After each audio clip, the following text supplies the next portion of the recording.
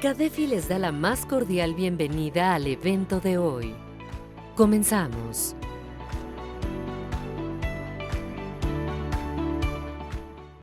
Muy buenas tardes, contadores, ¿cómo están? Estamos 100% en vivo, un jueves previo a lo que sería un puente para todos los que hablan de escuelas, pero para nosotros como contadores es un jueves previo a lo que es el fin de las declaraciones anuales. Y pues bueno, el día de hoy estaremos platicando aquí en su charla fiscal entre amigos de el epítome de la declaración anual parte 2. La semana pasada, el contador César Reyes y un servidor pues estuvimos platicando varias situaciones, pero nos quedaron muchas cosas en el tintero. Entonces, hoy vamos a seguir platicando de esos puntos, tanto prácticos como puntos medulares, así como temas que de repente no son comunes para la declaración anual, pero que los tenemos que declarar. Y el día de hoy me declaro de manteles largos, porque tanto mi buen amigo, el contador público César Reyes, como mi buen amigo, el contador público Telésforo Ávila, están aquí conmigo. Telésforo, ¿cómo estás? ¿Qué tal, Carlos? Muy buenas tardes. Pues muchísimas gracias por la invitación. De última hora, pero aquí estoy. No, pues al contrario, muchas gracias por aceptarla. César. Carlos, es un gusto, como siempre, ya sabes, aquí en la segunda parte, porque no pudimos abarcar todo esto en una parte, se tuvo que hacer una segunda parte, ¿no? Así es. Nada que ahora cambiamos del papel, ahora estoy yo acá. Exacto. Van a decir que ya vamos a monopolizar esto, ¿no? Pero no. Simplemente es para terminar bien el tema. Sí, claro, y que nuestros amigos pues obviamente tomen en cuenta varias situaciones, porque todavía estamos en periodo de presentación de declaración anual. Recordemos que el último día para poder presentar la declaración anual de personas físicas es el día 2 de mayo próximo. Recordemos que el artículo 12 del Código Fiscal de la Federación establece que cuando el último día de cumplimiento de una obligación sea viernes o inhábil, se habilita el siguiente día hábil. Y recordemos que el día 1 de mayo es inhábil, ¿verdad? Y pues bueno, César, ¿con qué empezamos? Pues fíjate que se quedaron unas cosas en el tintero y como platicábamos la charla anterior, pues casos que no son tan comunes. Por ejemplo, yo veo también que ahora con esta revolución tecnológica, pues muchas personas ya están al alcance de hacer cierto tipo de inversiones que antes no se podían hacer, que pensaban que a lo mejor esas inversiones eran para personas que nos imaginábamos aquellas películas de los 80, ¿no? En Wall Street y con los corredores de bolsas acá con sus papeles, sus acciones. Sin embargo, ahora pues todo eso ha quedado atrás y mucha gente pensaba que eso solamente era para ese tipo de personas. Sin embargo, ahora ya personas tan comunes que solamente tienen un teléfono celular, pues tienen acceso a ese tipo de inversiones. Y muchos de estas personas que invierten en lo que son incluso en valores en la bolsa de Nueva York, no saben que tienen que hacer su declaración anual. Claro. Entonces, vamos a platicar me quisiera empezar con ese tema importante, porque digo, ahora con la tecnología, pues con un simple teléfono ya tú puedes hacer muchas inversiones de derivados, de forex, de criptoactivos, como habíamos visto, CETES, que son los instrumentos más tradicionales, pero ya están al alcance de cualquier persona. Y la cuestión en particular es que muchas de estas operaciones son con residentes en el extranjero. Entonces, muchas personas dicen, ok, yo a través de mi teléfono celular me meto a una aplicación y a través de lo que se llama un broker, contrato cierto tipo de portafolios donde vienen ciertos tipos de inversiones y a través de ese broker que comúnmente está en Estados Unidos, comúnmente son los más reconocidos, pues hago este tipo de operaciones. Y al final digo, bueno, ¿tendré la oportunidad de declararlos o tendré la obligación de declarar porque están en Estados Unidos? ¿Sí o no? Pues la respuesta es que sí se tienen que declarar este tipo de ganancias y de rendimientos que obtenemos a través de este tipo de bolsas o de acciones en bolsas de valor. Recordemos que para poder hacer este tipo de inversiones es necesario que este tipo de brokers estén prácticamente en un listado que se llama el SIC, que es prácticamente es un listado donde vienen autorizados todas las personas que tienen esta situación de poder hacer el trabajo de un broker. Y entonces dices, bueno, sí es obligatorio hacer la declaración anual, pues sí estarías obligado a hacer la declaración anual por estos ingresos o rendimientos que obtienes a través de estas plataformas. En principio, para poder aterrizar esta idea, cuando tú contratas a través de un broker en estas plataformas, lo primerito que te piden es llenar un formato que se llama 8W. Este formato 8W es el que te permite o que le da a la plataforma el dato de si eres residente o no en Estados Unidos, o en este caso donde es residente la plataforma. Y entonces este formato 8W es el que comúnmente, si nosotros estamos haciendo esta inversión aquí en México, es el que nosotros llenamos para decirle a la plataforma, ¿sabes qué? Yo no soy residente en Estados Unidos, de hecho se llama, es el formato de no residencia, donde yo lo lleno y yo le aviso a la plataforma que yo no soy residente en Estados Unidos. Y esto es muy importante porque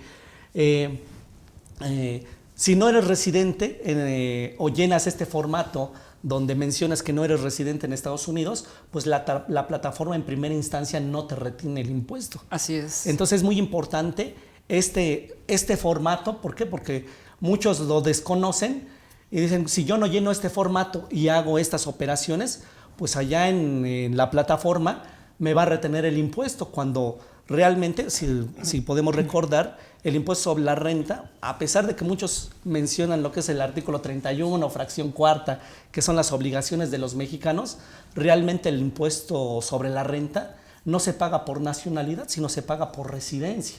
Claro. Y esto es, yo creo que muy lógico, porque si supongamos que yo soy mexicano, de nacionalidad mexicana, pero no tengo mi residencia en México, sino la tengo, supongamos, en España, pues yo prácticamente en España utilizo todo lo que son la infraestructura, y entonces pues es un gasto para el Estado. Así es. Entonces es justo que donde tú tengas tu lugar de residencia, pues tengas que pagar el impuesto sobre la renta. Fíjate que esto que mencionas, César, y para todos nuestros amigos es muy importante porque, partiste de la base de lo que es comprar diferentes tipos de instrumentos financieros a través de aplicaciones, pero te avisaste en un tema que es muy recurrido, que es básicamente dónde tengo que pagar mi impuesto y si esto me va a obligar a presentar mi declaración anual. Aquí valdría la pena, yo creo que recordarle a nuestros amigos que existe dentro de la OCDE un principio que le llamamos el principio de la renta mundial. Este principio de la renta mundial pues parte de la base de que no importa de dónde seas, lo que importa es dónde resides, como bien lo acabas de decir. Sin embargo, la OCDE contempla 3 formas de tributación cuando no sabes dónde debes de tributar. ¿Por qué? Porque me voy a referir en particular a los mexicoamericanos. En la zona fronteriza es muy normal esto, ¿no? Es muy normal que tengamos personas que tienen nacionalidad mexicana, pero también tienen nacionalidad extranjera, que también tienen casa en México y tienen casa en Estados Unidos, que viven, que de lunes a viernes están en México, el viernes en la tarde se van para Estados Unidos y están viernes en la tarde, sábado, domingo, y el lunes en la madrugada regresan a México para seguir trabajando. Entonces, esta característica precisamente es uno de los grandes puntos que tenemos que analizar para saber si tengo que declarar en México. De entrada, el primer principio es como lo acabas de decir. Si yo soy residente de un país, entonces tengo que declarar en ese país. Pero esto también puede verse afectado por los tratados para evitar la doble tributación, ¿verdad? Bien lo dijiste, si yo presento mi formato 8W, entonces le estoy diciendo a la plataforma soy extranjero, pero no nada más le estoy diciendo soy extranjero, sino que soy extranjero de un país con el que Estados Unidos tiene un tratado para evitar la doble tributación. Porque si yo no hago, bien lo dijiste, ese formato, me van a retener.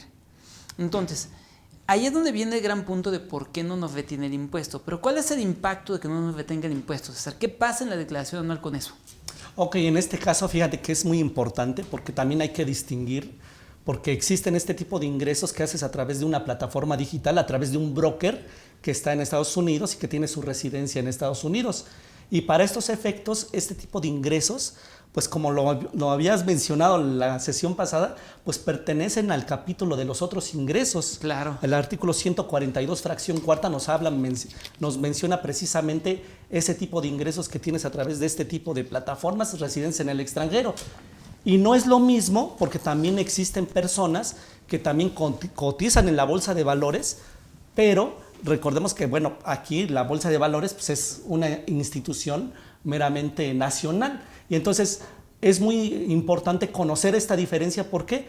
Porque prácticamente si yo soy de estas personas que tengo mis ingresos a través de esta plataforma y esta plataforma es residente en el extranjero, yo tendría que tributar en el capítulo de los demás ingresos. Así es. Pero si yo obtengo estos o cotizo a través de la bolsa de valores, yo no tendría que tributar en esos otros ingresos, sino que hay un capítulo específico y de hecho en la declaración anual, en el perfil del usuario o del contribuyente viene hasta abajo el cuadrito, ¿no? Así es, del lado izquierdo inferior, ¿no? Exactamente, donde menciona precisamente la enajenación de acciones en bolsa de valores. Entonces es muy importante hacer porque la forma de tributación es diferente si yo lo meto como el capítulo 9 o si yo lo meto en este rubro, porque de ahí este tipo de operaciones solamente van a gravar el 10% del impuesto.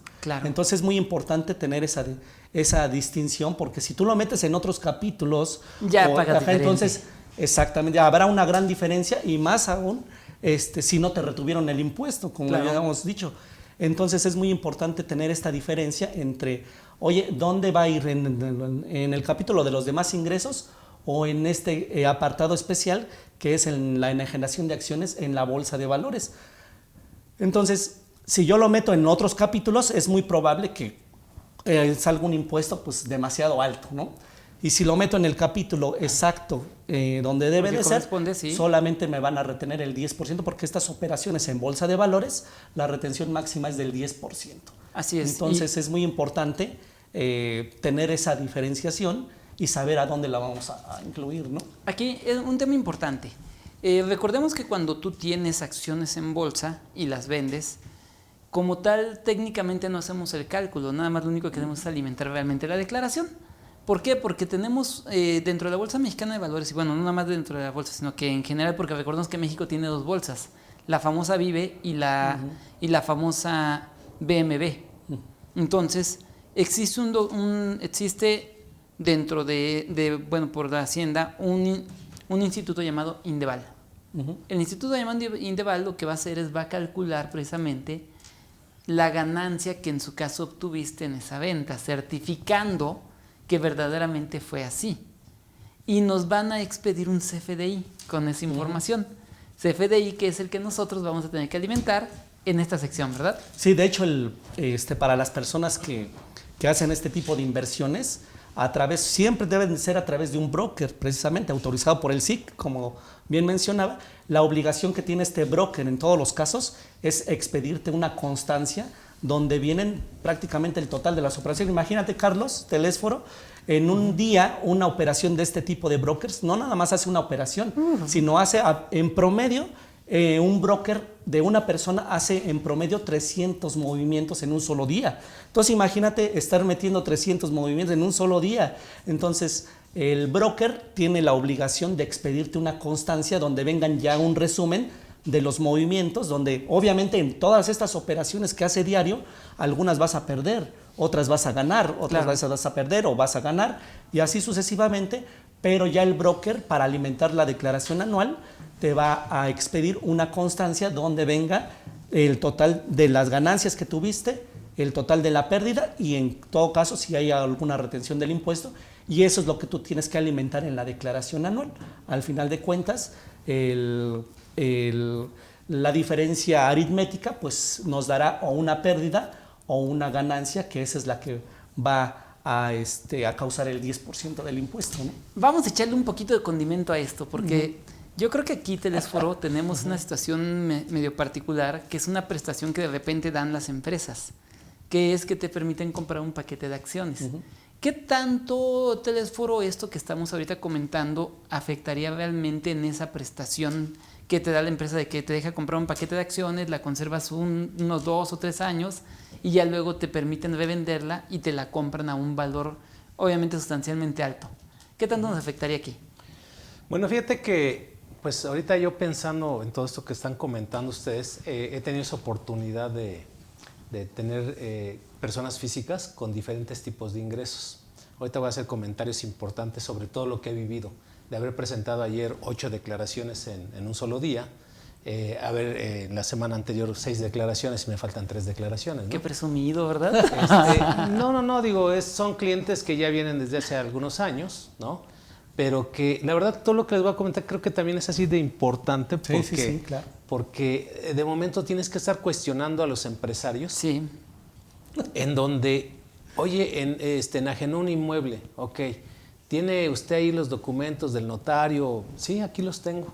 Y ahí te das cuenta que ese inmueble a lo mejor estaba en copropiedad. Así es, claro. Y cambia la jugada.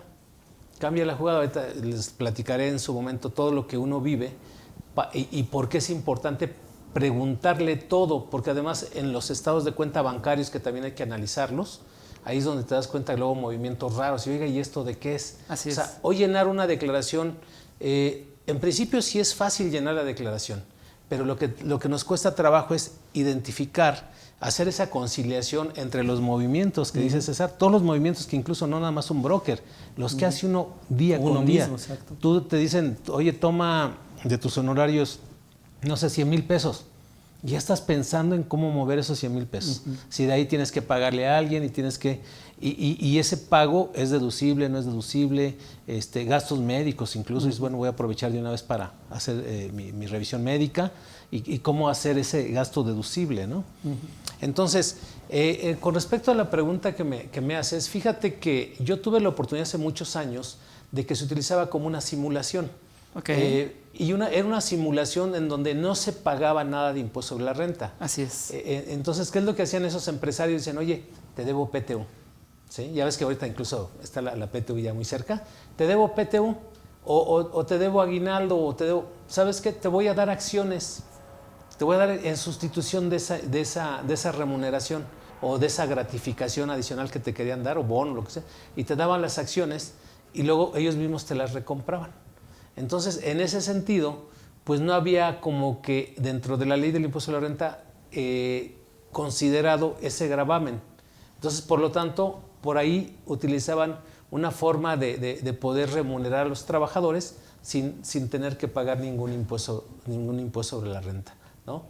Hoy en día, que ya está considerado dentro del régimen del capítulo 1 del título 4, pues la verdad que también es bien importante que ahí sí tomen en cuenta los empleadores el movimiento, que no sea una simulación de entrada. Y número 2, que utilicen el procedimiento para poder determinar una ganancia correcta, ¿sí? Una ganancia correcta y poder hacer una retención correcta del impuesto sobre la renta. Fíjate, qué importante lo que acabas de decirnos, Telesforo. ¿Por qué? Porque, miren, a ver, estamos hablando exclusivamente ahorita de temas de comprar acciones a través de un broker, de acciones que estamos vendiendo en bolsa, y aquí estamos hablando también de acciones, pero de acciones que compra un trabajador. Exactamente. Y aquí entonces lo que podemos vislumbrar y lo que quiero resaltarle a nuestra audiencia es las 3 formas de tributarlo, dependiendo de lo que es. Porque, a ver, tú dijiste primeramente, a ver, me metí a través de mi smartphone, compré con un broker que a lo mejor está en Nueva York o que está en Dallas, donde esté, ¿no? Pues lleno mi formato W8 y no me retienen. La tengo que venir a acumular aquí en mi declaración anual y se va por el capítulo de los demás ingresos. Es correcto. Luego dijimos, ok, pero ¿qué pasa si voy y compro las acciones en la Bolsa Mexicana de Valores, igual a través de un broker, lo que sea? Dijimos, que sabes que el Indeval te va a dar una constancia y ese lo voy a declarar en el capítulo de enajenación de bienes, sección enajenación de acciones en bolsa, que ya quedamos que tiene su propia sección. Y el último que estábamos ahorita tratando fue, ¿qué pasa cuando en la empresa está la prestación para los trabajadores de que cuando ya tienen ciertos años de trabajo, pues les dan la opción de comprar un paquete de acciones a un precio visible, pero las ponen invisibles, no sé, 10 pesos, 100 acciones a 10 pesos. Y después, el día ya de cuando cumplas con la característica que hayan puesto, pues te la voy a comprar a valor de mercado. ¿Sabes qué? Te la voy a pagar a 1,000 pesos. Entonces, pues obviamente en lugar de darte 1,000 pesos, te voy a dar 100,000 pesos. Esos se declaran en la sección de sueldos y salarios. Entonces, ¿pero en qué momento se declaran, Telesforo? ¿En el momento que las compré o hasta el momento que las vendí? Pues es hasta el momento en que se les reembolsan al trabajador, porque es cuando realmente se percibe ese ingreso y ahí donde la empresa, bueno, pues tiene que cumplir con todos los requisitos de extender un CFDI por las retenciones que se hagan de ese. Y fíjate que está muy interesante porque pues él es un trabajador. Claro. ¿No? Pero ese trabajador en ese sentido también se pone el sombrero de accionista. Así es. Entonces hay que darle el tratamiento como cualquier otra persona que hubiera llegado y te hubiera comprado acciones. Así ¿no? es. O que es hubieras decir, hecho un incremento de tu capital, un aumento de capital en donde suscribiste y todo ese rollo. Y de esa manera, bueno, pues ya cuando llega el momento de decretar dividendos y todo eso, pues hay que pagarles. claro, inclusive hasta podrían, dependiendo del tipo de acciones que hasta podrían votar en asambleas, ¿no? Exactamente, tendrían derechos corporativos. Tendrían ¿no? derechos corporativos. Y es un tema, y vean, o sea, algo que en apariencia Puede ser tan sencillo, ve cómo va cambiando. cómo ¿no? tiene tres matices, ¿no? Exactamente. Sí, El matiz de salario, el matiz de enajenación de bienes y el matiz de los otros ingresos, ¿no? Entonces, aquí, ¿qué es lo que tenemos? ¿Qué le recomendaríamos a nuestros amigos para que si sus clientes tienen este tema de las acciones? ¿Qué le recomendaríamos? ¿Qué le diríamos? A ver, dile a tu cliente o pregúntale esto. ¿Qué le diríamos? Sí, bueno, en principio, como lo mencionabas también en la charla pasada y también comentándoselo a Telésforo, es esa charla... Esta charla amena, ¿verdad? Exactamente, que parece una policía, ¿no? Preguntándole de todo. ¿Por qué? Porque a través de esas pláticas te vas dando cuenta qué tipo de ingresos puede tener.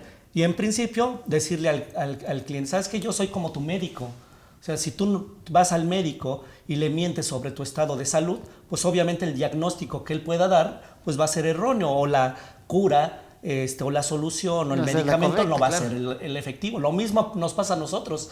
Si a nosotros no nos dicen todo, hablando de las cuestiones de los ingresos, ¿no? Sí, sí. Pues obviamente las declaraciones van a estar mal elaboradas o vamos a tener un sesgo donde pues realmente no vamos a maximizar esa parte de la declaración, ¿no? Entonces sí es importante tener esa junta, una junta previa, no una semana o días antes sí, claro, de presentar la declaración, porque como lo comentábamos y como lo comentó también ahorita Telésforo, hay muchos clientes que piensan y que, por ejemplo, tienen unos ingresos por enajenación de bienes y como piensan que el notario ya los retuvo, dicen, no, pues no es necesario declararlo. Y como ya lo comentábamos la sesión pasada, lo que hace el notario simplemente es un pago provisional, pero sí hay que declararlo ahora. Entonces sí es importante tener una reunión, quizá a lo mejor cada 3 meses para ver si no ha cambiado su forma de tributación o si no ha tenido un ingreso adicional, ¿no? Perfecto. Ahora, precisamente aprovechando que ya hablaste un poquito de enajenación de bienes, fíjense que ayer por la noche Telésforo y yo discutíamos un tema, ¿verdad? De, oye, ¿qué pasa con esto y lo otro aquello? ¿Qué les parece si entramos en temas de enajenación de bienes del capítulo cuarto del título cuarto? Sí, ¿Les parece bien? Sí, sí. Vean, a ver,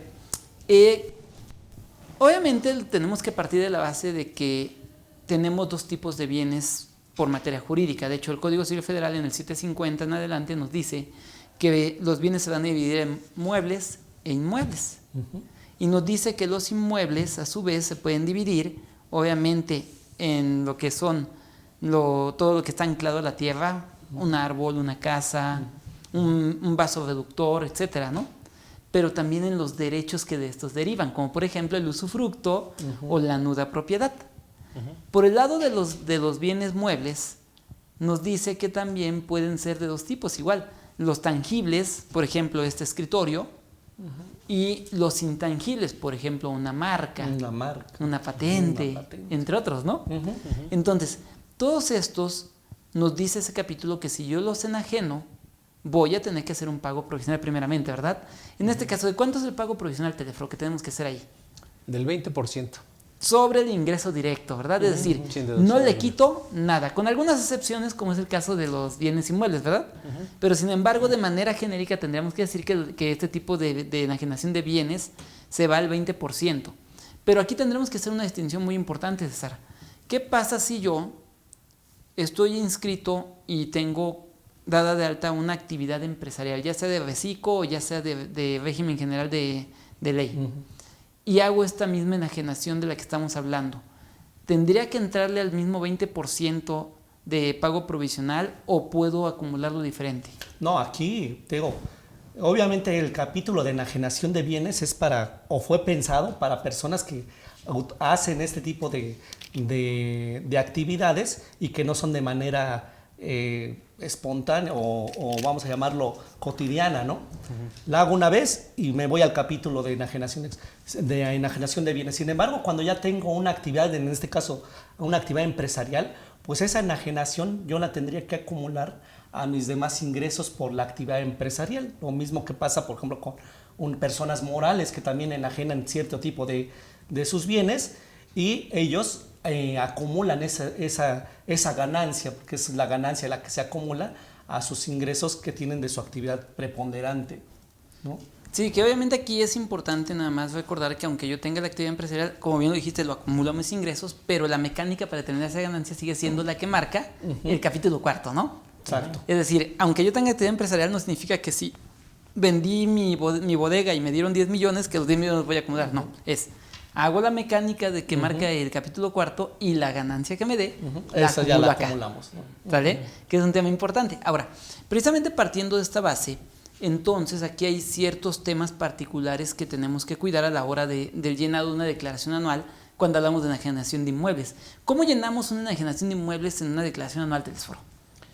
Pues mira, de entrada necesitamos ese documento o ese papel de trabajo que elaboró el notario, en donde de ahí se sustraen todos los datos. O sea, realmente, digo, a decir verdad, cuando tú lees ese capítulo 4 del título 4 de la Ley del Impuesto a la Renta, sí es importante que nosotros como contadores conozcamos bien, interpretemos bien artículo por artículo, ¿sabes?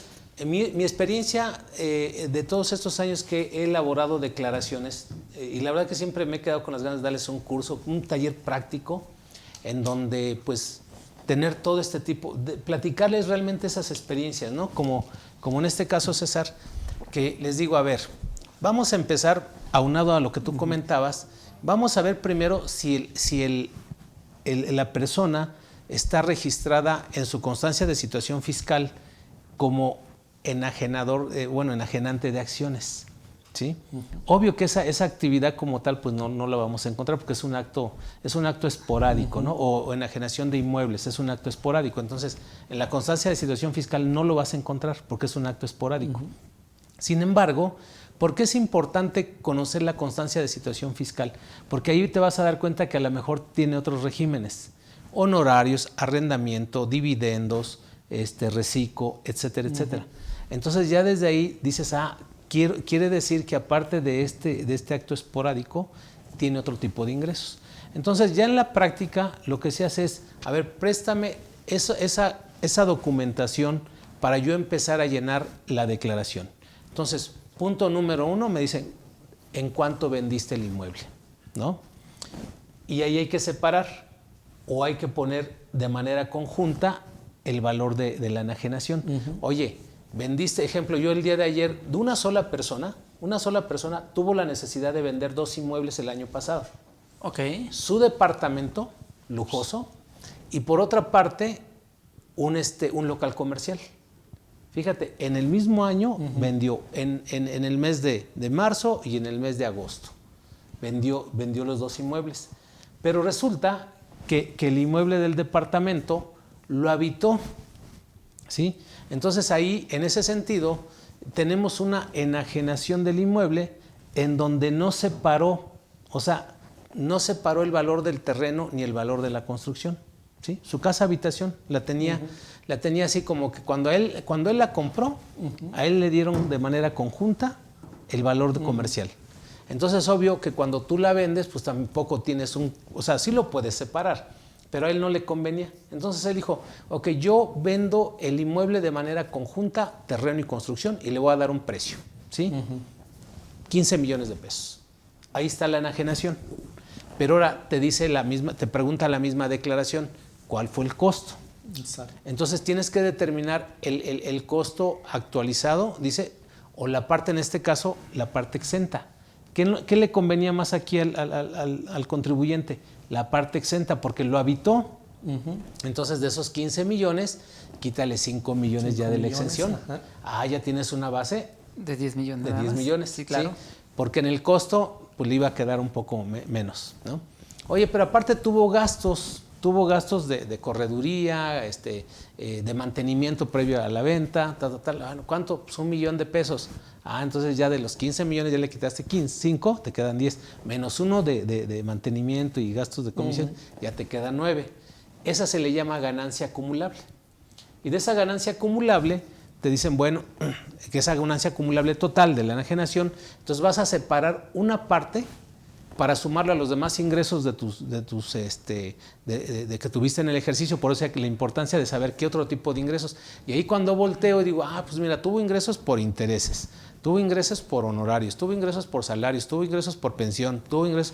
Entonces dije, hay que entonces hacer una acumulación de esa partecita que es acumulable sumado a todos esos ingresos y se calcula un impuesto total, artículo 152, pero ahí era donde yo te comentaba ayer, Carlos, ¿qué crees? Que aparte teníamos las deducciones personales. Claro. Entonces, en este grupo de todos los ingresos, salarios, honorarios, intereses, dividendos, ahí que tomé esa partecita y la sumo, le resto una pérdida también que tenía, pérdida de la misma enajenación, y a su vez le meto las deducciones de personales.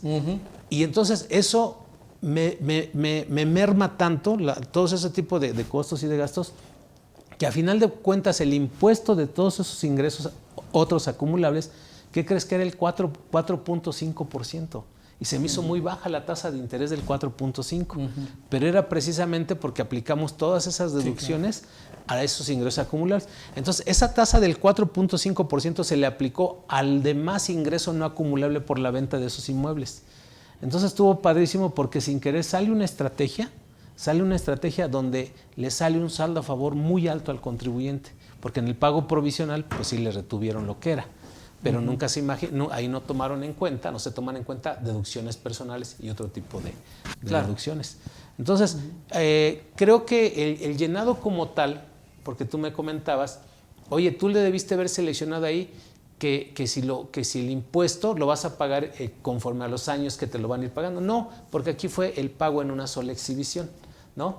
Y entonces, por lo tanto, si tú recibiste en un año todo el monto de la venta, en ese mismo año tienes que pagar, te da la opción si vas a pagar el impuesto de manera diferido, pero eso es cuando tú cobras de manera diferida, ¿sí? O obvio que si tú dices, bueno, véndeme tu residencia, ¿cuánto? No, pues 50 millones de pesos, te voy a pagar 20 millones, 20 el próximo año y 10 dentro de 2. Y a lo mejor así, es ahí donde sí se tiene que diferir el impuesto, viene un tratamiento diferente.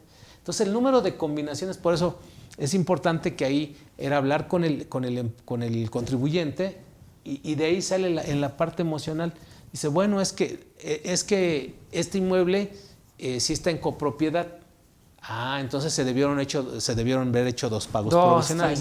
Claro. Y 2 pagos provisionales, 2 retenciones, tanto del gobierno federal como del gobierno estatal.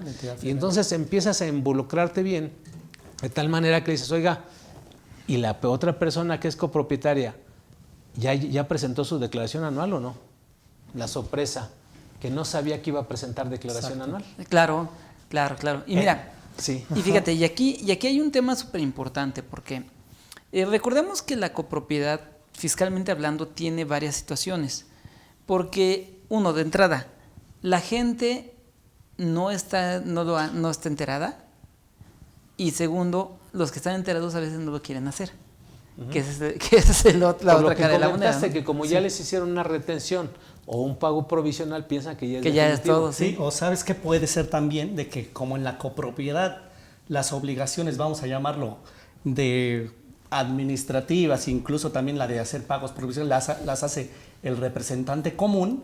Dicen, no, pues el representante es el que ya está haciendo las declaraciones. Claro. Yo ya no tengo una obligación. Sin embargo, bueno, él está encargado de hacer esas declaraciones provisionales, pero tú, por la parte del proindiviso que te corresponde, tienes la obligación de hacer tu declaración anual por ese proindiviso que tienes de la copropiedad. Pero mucha gente dice, no, como ya el representante común está haciendo todos estos pagos, yo veo que presenta sus pagos cada mes, pues yo no tengo que hacer mi declaración anual. Sin embargo, bueno, sí es obligación hacer la declaración anual por ese proindiviso que te toca, ¿no? Que hay ahí ciertas excepciones, ¿no? Porque, a ver, recordemos, si yo llevo una actividad empresarial a través de copropiedad, entonces efectivamente el representante común hace todo y yo como copropietario solamente hago mi declaración anual.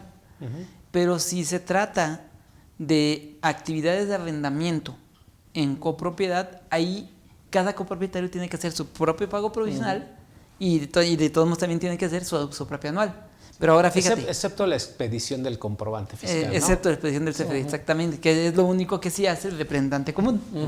Ahora, y fíjate, y si tú obtienes ingresos, por ejemplo, por lo que es el capítulo de los demás ingresos, es decir, es una copropiedad y de alguna manera esa copropiedad generó un ingreso que cayó dentro del capítulo de los demás ingresos, entonces ahí también cada copropietario tiene que hacer su propio pago.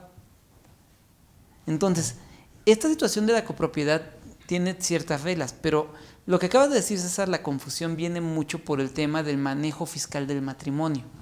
El matrimonio tiene un manejo fiscal muy especial, con reglas muy especiales, que es donde normalmente nos confundimos. ¿Y por qué nos confundimos? Porque la ley del ISR es muy escueta en cuanto al manejo de copropiedades. O sea, realmente estamos hablando que todo el tema de la copropiedad se maneja en 4 artículos de la ley, en 2 de la ley y en 2 del reglamento de la ley. O sea, son 4 artículos los que manejan todo el tema del matrimonio y la copropiedad, que es algo que puede ser muy complejo. Puede ser tan complejo que inclusive podríamos errar en darle tratamiento de sociedad conyugal a algo que ni siquiera lo tiene. Porque recordemos que aquí el Código Civil Federal tiene varias situaciones particulares que tenemos que ver. Esto empieza por ahí de lo que es el artículo 168, 170 del Código Civil Federal y se va básicamente hasta lo que es el artículo 409 del mismo Código Civil Federal. O sea, vean cuántos artículos hay en el Código Civil para regular el tema del matrimonio, la sociedad conyugal y la separación de bienes. Claro. Entonces, todo esto tiene un efecto fiscal. Claro. Y ese efecto fiscal nos lleva a también que la declaración anual se haga de una forma. Y es todo un tema que tenemos que cuidar, porque aquí, fíjense bien, decías ahorita tú, Telesforo, es que ¿sabes qué? Pues se quedan acostumbrados a que el representante común ya hizo todo, ¿no? Bueno, si fuera una sociedad conyugal estaría bien, ¿verdad? Porque recordemos que el 142 del reglamento dice que quien tenga la actividad económica preponderante, ¿no? Así es. Es el que se inscribe y es el que cumple por los dos. Exacto. Pero a ver, entonces aquí vamos a hablar de ese punto, ¿qué te parece? A ver, sí, pero fíjate que nada más para terminar. Adelante, lo que mencionó Telésforo en la parte de la enajenación de bienes es muy importante porque como bien lo describió Telésforo, después de que obtienes esa ganancia, después de que tienes el ingreso por la venta menos las deducciones, te obtienes una ganancia.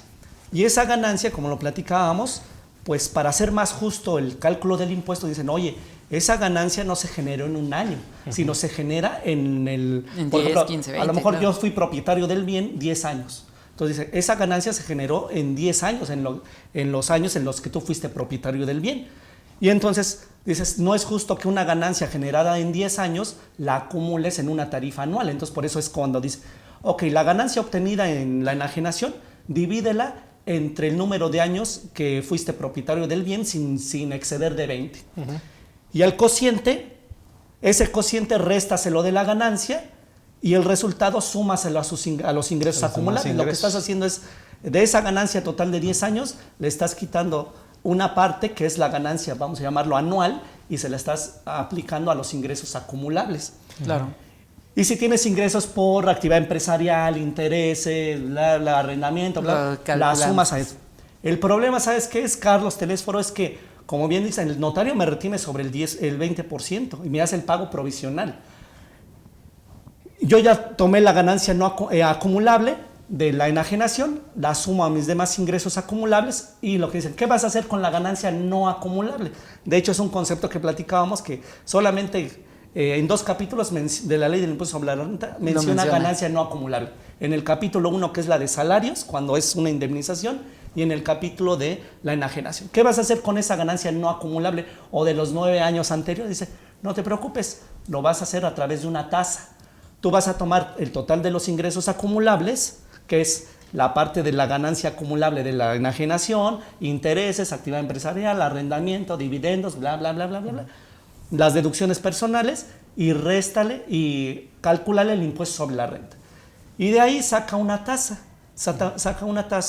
del total del impuesto entre el ingreso. Y esa tasa se la vas a aplicar a los ingresos no acumulables.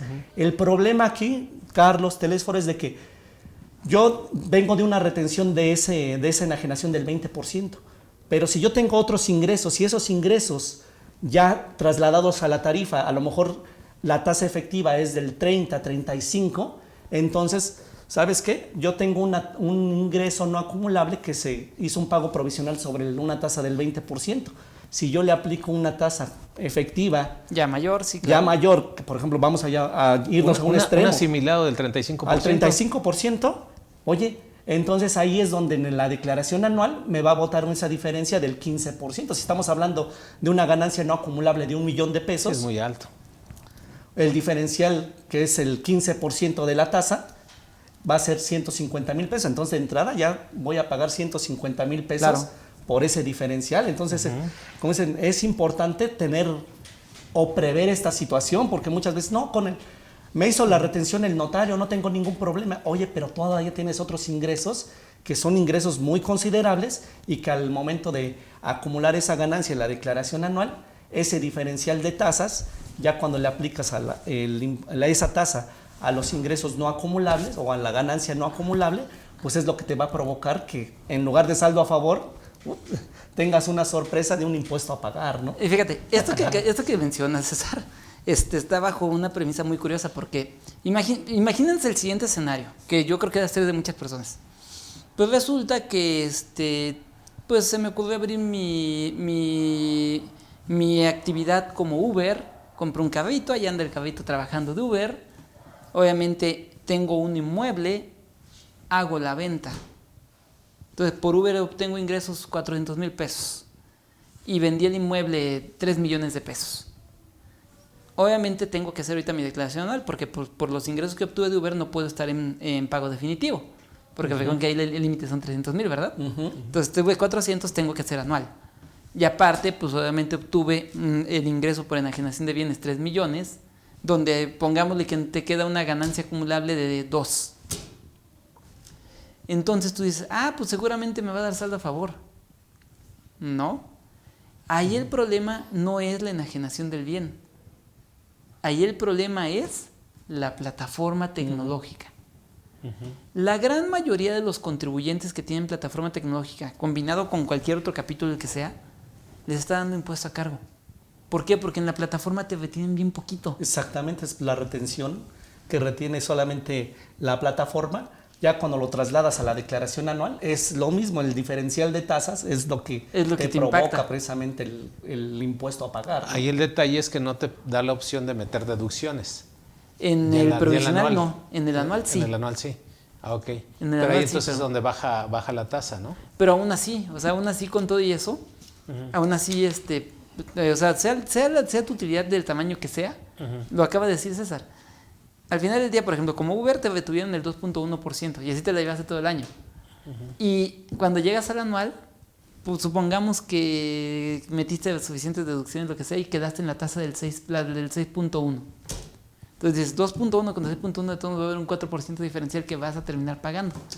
Y ese es el gran problema de la plataforma. ¿Por qué? Porque obviamente, recordemos aquí también otra situación, y esto está viviendo ahorita en los provisionales. ¿Qué está pasando actualmente en los provisionales cuando tú a una persona física le pones ingresos de, por poner un número, 10,000 pesos y le pones deducciones de 15,000? ¿Qué te está haciendo actualmente el provisional? No te está dejando poner esa pérdida en el provisional. Te marca, no te dice nada, pero te marca en rojo la sección de PTU y de pérdidas. Te lo marca en rojo. Y hasta que no igualas las deducciones a los ingresos, no puedes pasar, no puedes continuar con tu provisional. Es decir, el SAT ya está empezando a echarle ojo a las discrepancias fiscales de las personas físicas. La gente no lo está viendo así, ¿eh? La gente no lo está viendo así, pero ya le está echando ojo. Y si ya empezó por el provisional, no duden ni tantito que para el próximo año, en nuestra declaración anual 2023, estemos hablando de que el SAT, ya con base en esa información, comienza a generar ahora sí procedimientos, por lo menos electrónicos, de discrepancias fiscales. De a ver, oiga, usted me declara 100 millones de pesos de ingresos y me pone 105 millones de pesos de deducciones. Dígame de dónde sacó los otros 5 si no me está reportando en los datos informativos que tuvo préstamos, donativos, la herencia legal, etcétera, ¿verdad? Y fíjate que no vayamos muy lejos, Carlos Telésforo. De hecho, muchos contribuyentes, personas físicas, estaban asustados porque como lo que pasó con personas morales que les pidieron el estado de flujo de efectivo. Claro. No dudes, y yo estoy seguro que también para personas físicas, si no es el próximo año, ya no tarda mucho, que también para las personas físicas con actividad empresarial pidan el estado de flujo de efectivo. ¿Por qué? Porque ahí quizá a lo mejor el conocimiento del SAT en las normas de información financiera estaba muy limitado, pero yo creo que se asesoraron muy bien y dijeron, oye, fíjate que hay un estado financiero que te sirve para esto, claro. Puede dar el punto exacto de los contribuyentes que tributan en el flujo de efectivo. Y te digo, como comentábamos dos sesiones anteriores, no de embalde, muchos contribuyentes del título 2, hablando de personas morales, se fueron a lo que es ya el título séptimo, el capítulo séptimo, que es el del reciclo, que ahí tributan a través del flujo de efectivo. Entonces, digo, no es casualidad que ¿por qué estás pidiendo ahora el flujo de efectivo? ¿Por qué? Porque ahí yo puedo ver esa discrepancia. A ver, ¿quién te está financiando con esos 5 que tienes de diferencia? Claro, ¿de dónde lo sacaste? Entonces, no dudo que en la próxima declaración anual, en actividad empresarial, ya pidan el estado de flujo de efectivo, ¿no? Déjame robarte tu frase, César. No es una casualidad, es una causalidad. Exacto, Carlos. Es causa, ¿verdad? Exacto. Sí, y es un tema importante. Pero a ver, entonces, regresando a donde estábamos, en el tema de enajenación de bienes. Entonces, en el tema de bienes inmuebles, entonces siempre, digo, yo siempre he sido de la idea, Telésforo, y no sé si coincidas, tú, César, no sé si coincidas conmigo, que cuando tú llevas una venta de un inmueble, pues no te dedicas a eso, o sea, no te estás dedicando a vender casas, no te estás dedicando a terrenos, sino lo estás vendiendo por alguna razón, a lo mejor por necesidad o porque ya te es pesado cuidarlo, lo que sea, ¿no? Sí, o a lo mejor piensas adquirir otro inmueble y quieres claro, vender el antiguo para poder adquirir otro nuevo. Uno nuevo, ¿no? Entonces, el gran tema aquí está en que yo siempre he dicho que aunque la ley del impuesto sobre la venta en el 120 nos da esa opción de poder hacer este diferimiento que ya hablábamos del impuesto, yo siempre he sido de la idea de que mejor se pague todo el impuesto en el año en el que se vendió el inmueble. ¿Por qué? Porque hoy tenemos el dinero porque nos pagaron el inmueble y ya está. Pero si lo vamos difiriendo 10, 15 o 20 años, dependiendo de cuánto tiempo fuiste dueño, no sabemos si en 5 o 6 años vamos a seguir teniendo el dinero para estar pagando la parte proporcional del impuesto, ¿no? Sí, también. Bueno, aquí fíjate que tienes que tener una experiencia vasta, sí, claro. Porque desde el momento en que se va a enajenar, tú le tienes que decir al contribuyente o a tu cliente, decir, oiga, hay que tener cuidado con todos los demás ingresos acumulables que va a tener en el año, con las deducciones que usted puede hacer, ¿sí? Con el avalúo que hay, que es importante tener un avalúo, de tal manera que cuando tú ya vas a presentar la declaración anual, la verdad que para mí me sorprendió el expediente completo que teníamos, desde el contrato de compraventa hasta el timbrado del CFDI. Sí, claro. Del CFDI por la retención que le entregó el notario. O sea, no omitimos nada, constancia, avalúo, las transferencias, porque además, oiga, ¿cómo fue pagado? Pues me dieron un anticipo de tanto y después me hicieron varios pagos de diferentes. Ok, vamos a cotejarlo para que nos dé el monto de lo que usted lo enajenó. Así es. Oiga, ¿y por qué usted pagó el IVA? Pues porque se me olvidó decirle al comprador que quien es responsable de pagar el IVA es él. Es pero él, entonces, claro. pues ya entre esto y lo otro ya lo tuve que pagar, o sea, cositas de esas, ¿no? Entonces, por no habernos consultado también en esa parte de oiga, ¿esto causa IVA o no causa IVA? Claro. ¿No? Sabemos que los locales comerciales tienen un terreno y tienen una construcción. La construcción paga IVA, el terreno no. Entonces ahí son detalles, pero fíjate que es tantas las variables que puede haber en el llenado de una declaración. La verdad que a mí me tocan bastantes, porque dices, vamos a pagar el impuesto en el año en que se ha cobrado y vamos a pagarlo todo, pero también te da la opción, la ley del impuesto a la renta, que si quieres pagar esa tasa, César, que si la quieres pagar conforme al cálculo del año o del promedio del ISR de los últimos 5 años. ¿Y qué crees? que además que la inteligencia artificial, que yo la verdad ya me voy a empezar a adaptar a esa palabra, porque sí la veo, sí la palpo dentro de las declaraciones. En la inteligencia artificial ya me dijo, a ver, dale, con el promedio de los últimos 5 años, me daba impuesto a favor muy poquito. Y con la tasa del último año me daba un impuesto bastante, no, pues me voy con esta. Claro, uno ya lo sabía, de todos modos tenía que hacer uno el papel. Yo hice el papel de trabajo, todos los cálculos los hice para poder llegar, o sea, ayer no me quedé con la duda, me cuadró con pesos y centavos la declaración, porque pues tenía que considerar otras partidas, como serán las pérdidas de la enajenación del terreno, porque fueron 2 inmuebles y así. Y las deducciones que tenía de personales. Entonces todo eso me bajó mucho la base. El cálculo del impuesto me dio del 4.5% y dije, bueno, pues eso al ingreso no acumular, y ahí sí convenía declararlo. Bueno, además se iba a declarar todo porque se cobró todo en el año, ¿no? Perfecto. Pero también tengo el caso, fíjate, el caso muy interesante de una persona que demanda a una empresa y después de 7 años, y por ahí tengo el video, o sea, ya tengo el video para que todos nuestros amigos sepan cuál es el tratamiento. Y yo cuando a mí me hicieron la consulta, luego me di cuenta dónde estaba el error. O sea, imagínate, como bien dices tú, César, tienes trabajando varios años conmigo y de momento me demandas y después de 7 años te digo, ok, toma tus 2 millones de pesos en este mes de abril. Obvio que como tú dices, no voy a pagar impuesto sobre la renta sobre los 2 millones porque entonces son como 800,000 pesos de impuesto. O sea, y más si te lo pagué, imagínate, todavía no estar bien asesorado y que te diga, pero como yo te los pagué en esta semana y tú ganabas semanalmente, aplícale la tarifa semanal. Imagínate los 2 millones, ¿cuánto te va a dar? No, sí. 1,500,000, 1,820,000 de ISR, ¿no? La mecánica no es así. Pues en la ley te lo dice claramente. ¿Cuál es el último sueldo mensual ordinario de César? No, pues que 15,000 pesos. ¿Cuánto pagaba sobre 15,000 pesos? El 12%. Ok, de todo este ingreso, reténle el 12%, porque es lo que él estaba acostumbrado. Y esto deriva de 10 años, ¿no? Entonces yo le estoy pagando 2 millones de indemnización, pero deriva de 10 años. Entonces hay que tomar en cuenta que esto fue de muchos años, no fue de una semana, ni de una quince. Entonces, por lo tanto, vamos a aplicar ese porcentaje, esa tasa que tú comentaste, a todo esto. Imagínate que cuando yo, en esta lógica de esos 2 millones, yo te retengo 500,000. No suena nada, en 10 años, ganando ese salario, no suena nada lógico. Y cuando a mí me enseñan el CFDI de la indemnización, le digo, oye, está mal el impuesto. Retuviste en exceso mucho. Bueno, retuvieron en exceso mucho. ¿Y ahora qué tenemos que hacer? Pues cuando ya calculen la declaración, ahí sí te da la opción, separa el último sueldo mensual ordinario, súmalo a los demás ingresos, calcúlale el impuesto, saca la tasa y regresa esa tasa y multiplicar por eso. El mismo procedimiento. Y resulta que salen muchísimo, casi 350,000 pesos de saldo a favor. Pero es derivado de ese. Del pago. Ahora, ¿cómo pensaría el SAT? No se lo voy a devolver. ¿Por qué? Porque es un pago de lo indebido. O sea, no es natural ese saldo a favor. No sé si me explico. Si no es un pago en exceso, es como si yo cada mes te pago 10,000 pesos y se me ocurre retenerte 4,320. Dices, oye, ¿de dónde sacaste ese? Y de esos 10,000 yo entero al SAT 4,300 y te doy la diferencia. Y no eres socio, eres trabajador. Suena algo ilógico. ¿Qué va a pasar cuando tú presentes tu declaración?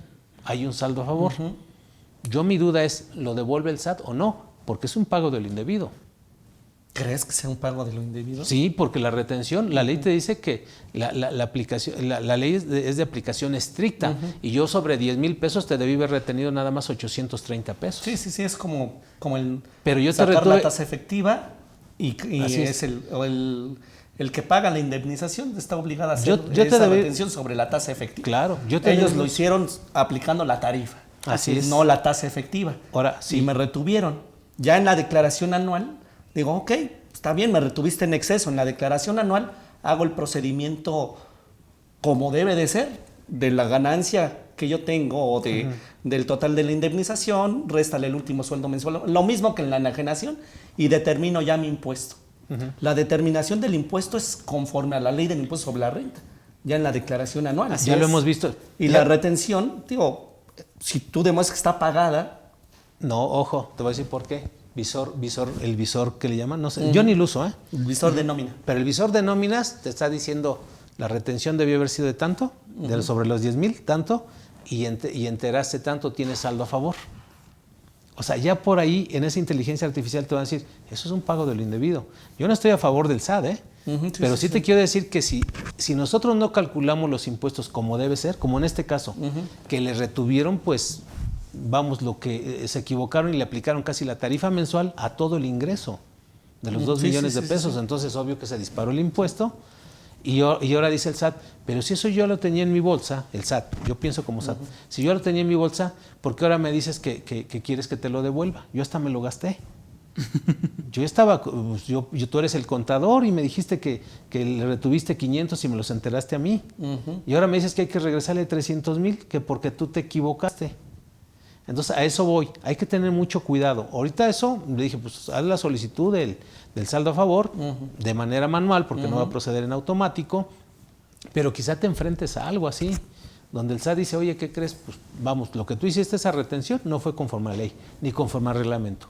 Por lo tanto, si tú pagaste, si tú retuviste de más y enteraste de más, pudiera ser un pago de lo indebido, ¿no? Por el excedente me refiero. Sí, claro. ¿Sí? Cuando entonces, tú restas del impuesto, así es. la retención. Entonces, por eso es que nosotros estamos para eso, para prevenir y decirles a nuestros amigos, hacer talleres, hacer la verdad. Hoy se requieren ese tipo de talleres y nuestros amigos, pues vamos, tienen esa necesidad de aprender bien. El tema ya llevamos 1 hora sobre nada más el tema de enajenación de bienes inmuebles. ¿Sí? Por eso cuando dijeron el epítome, ¿no? El epítome. Dije, híjole, creo que es a la inversa, porque tenemos que hacer así como que hablar de ¿cómo se llama? Pues son tantos los temas y tantos las variables sí, claro. Pero digo, vamos ahorita, no sé si gustes que viéramos las preguntas también de nuestros amigos. Pues yo creo que sí, vamos a entrar a unas preguntas, vamos a una primera tanda de preguntas para que podamos solventarlos, porque luego se nos empiezan a juntar y ya no tenemos que... Como 420. A ver, nos dice Paula Ramírez Miguel. Buenas tardes, gracias por seguir compartiendo. Un contribuyente que percibe ingresos por sueldos y salarios tiene 2 patrones, sin deducciones personales, por lo consiguiente tiene un impuesto a cargo. Leí que es posible hacer aportaciones a planes de retiro y se pueden hacer deducibles si lo haces antes de presentar la declaración anual. ¿Son tan amables de comentar algo? Tesforo, ¿qué le podemos comentar? Pues mira, sí es una buena alternativa, pero todo va a depender del disponible que tenga el dinero, el trabajador o la persona, porque ahí estamos entendiendo que es un trabajador. Así es. Entonces decirle, oye, fíjate que me da un impuesto a pagar de, no sé, de 42,000 pesos. Para poder evitar pagar para evitar ese pago de 42,000, tienes que invertir 350,000 pesos para meterlo como una deducción personal. ¿Los tienes o no? ¿Y sabes qué te puede decir el trabajador? No los tengo. No los tengo. Entonces es así como que un poquito complicado. Aquí hay que jugar con los números para decirle, oye, si tienes esa disponibilidad de ese dinero, porque además ese dinero va a estar sujeto a una inversión, ¿sí? Tienes antes o a más tardar el 30 de abril para todavía hacer esa inversión que están comentando. Sí. Digo, yo la llegué a hacer varias ocasiones, pero pues eran clientes que tenían sus fondos ahí. Le digo, oye, pues nos podemos ahorrar este pago, pero tarde que temprano, o sea, hay que hacer una estrategia, una planeación, pero también en un futuro. ¿Por qué? Porque si en el siguiente año dices, ya lo retiro, en ese momento te puede volver a causar ese impuesto o uno mayor. Entonces tienes que empezar a jugar con, ¿sabe qué? Pues para que baje el impuesto y usted no pague lo que se ahorró el año pasado, en este año usted tiene que recibir, en lugar de los 80,000 pesos que venía recibiendo, tiene que recibir 7,000 pesos mensuales. El cliente te va a decir, oye, o el contribuyente va a decir, oye, pues vamos, ¿cómo puedo hacer eso? Yo al contrario, en lugar de 80,000 pesos mensuales necesito ganar más. Entonces, esa estrategia es muy buena, pero solamente aplica en algunos casos para cuando hay enajenación de inmuebles, enajenación de acciones, es cuando yo lo utilizo. En este caso, solamente que fueran los ingresos así bastantes considerables y que tuvieran esos fondos el trabajador, sí lo recomendaría bastante. Sí. Y además era de lo que comentábamos la sesión pasada, ¿no? Así es. Era diferir el impuesto, ¿no? Así a lo mejor no lo pago ahorita, pero en el momento en que yo lo retire, ahí lo voy a pagar, a excepción de cuando ya estén los supuestos del retiro, que ahí ya tiene otro tratamiento, ¿no? Pero la intención de porque es un estímulo fiscal, parte es, ok, no te preocupes, invierte en el fondo, incluso el último día de la declaración, ve al banco, dile, yo quiero invertir en este fondo para poderlo deducir. Dentro del formato está en las deducciones personales, ahí aparece ese concepto donde tú lo puedes poner. Sin embargo, si tú lo retiras en 2, 3, 5 años, pues ahí vas a pagar el impuesto, ¿no? Así es. Entonces, bueno, sería, como dice Telésforo, ver las alternativas y ver si es conveniente o no es conveniente. Así es. A ver, nos dice nuestra amiga Beatriz Eugenia Navarro. Dice, solo para saber si estoy bien, dentro de la declaración anual de Recico hay un apartado donde te dice que pongas deducciones fiscales pendientes de ejercicios anteriores y nos maneja gastos y deducciones de inversiones. Esto se lo puedo poner si hay autos o equipos de cómputo depreciándose desde 2021. ¿Debo poner parte con actualización o con depreciación contable? Este contribuyente el 31 de diciembre de 2021 era actividad empresarial de régimen general y a partir del 1 de enero de 2022 fue Recico.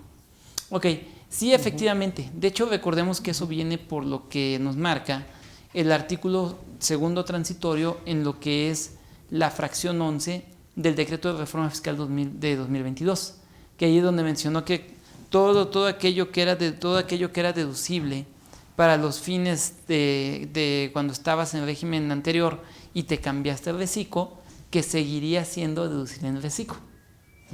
¿Sale? Entonces sí, efectivamente para eso. También hay que tomar en cuenta que hay una sección que cuando eras de régimen de incorporación fiscal y te pasaste al Recico, te permite también ahí restar esas lo que era lo que llamábamos el exceso de deducciones contra ingresos, que no era técnicamente una pérdida. Así es. Pero le llamábamos exceso de deducciones contra ingresos, ¿no? Exacto. Y es donde precisamente tenemos esa situación. A ver, nos dice Verónica Miguel. Excelentes contadores, muchas gracias por todas sus valiosas aportaciones. Una pregunta, si un Recico vende un terreno, ¿tendría que declararlo en la parte de enajenación de bienes o en datos informativos? Enajenación de bienes. Enajenación de bienes. Y no es informativo, es enajenación de bienes y tendrá que determinar su impuesto correspondiente. Sí. De hecho, ahí se hacen, es como, ahí la declaración nos da el tratamiento como si fueran dos declaraciones. O sea, aunque lo llenamos en un solo acto, nos da un acuse por los temas de Recico y otro acuse, pues en este caso por los temas de enajenación. Así es, y tiene que hacer un papel de trabajo, o sea, ahí está muy interesante ese tipo de cédula. Que lo vean ahí en el video que les acabo de subir ayer y el día de hoy subí, para que vean cuáles son esos datos en la enajenación de bienes, para que ellos los soliciten ahorita, si todavía están a tiempo, que se los soliciten a sus clientes. Así es, o al notario. Son datos obligatorios. El notario es el que en el Declaranot, pues obviamente él tiene la obligación de declarar la operación y ahí vienen todos los detalles, tanto el precio de venta, el costo comprobado de adquisición, si hay una parte los exenta, años de servicio, los años en que estuvo el bien a disposición del enajenante y el total si es una ganancia o una pérdida, ¿no? Todos esos datos vienen en esa constancia, o más bien no es una constancia, sino es parte de la declaración informativa que presenta el notario, ¿no? Entonces hay que solicitar esa declaración informativa. Y además, ¿quién es el responsable solidario de ese pago provisional? Porque acuérdate que el notario es el que hace la retención, la entera a su nombre. Pero es por cuenta del incluso también, ¿no? En el mismo formato te pide los datos del retenedor, que en este caso sería el notario, ¿no? Así es. El RFC. Inclusive también puede ser la constancia de Declaranot o puede ser un CFDI.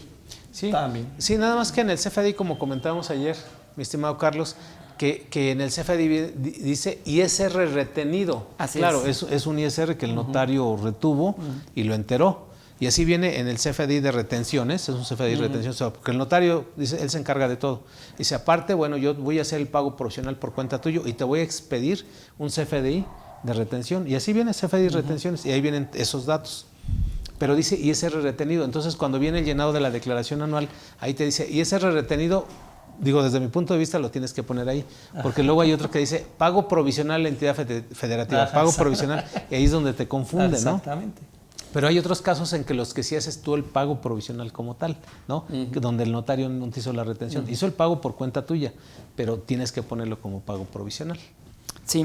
Sobre todo en el caso de inmuebles, de venta de locales comerciales, gimnasios, no sé, oficinas, todo eso, ahí es donde sí tienes que meterlo como pago provisional. Muy bien. Ok, ahora nos dice nuestra amiga María Guadalupe.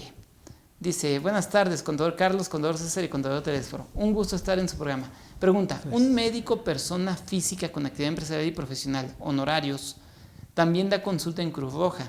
En esta le depositan a una cuenta bancaria que ellos mismos le abrieron, antes le pagaban en efectivo.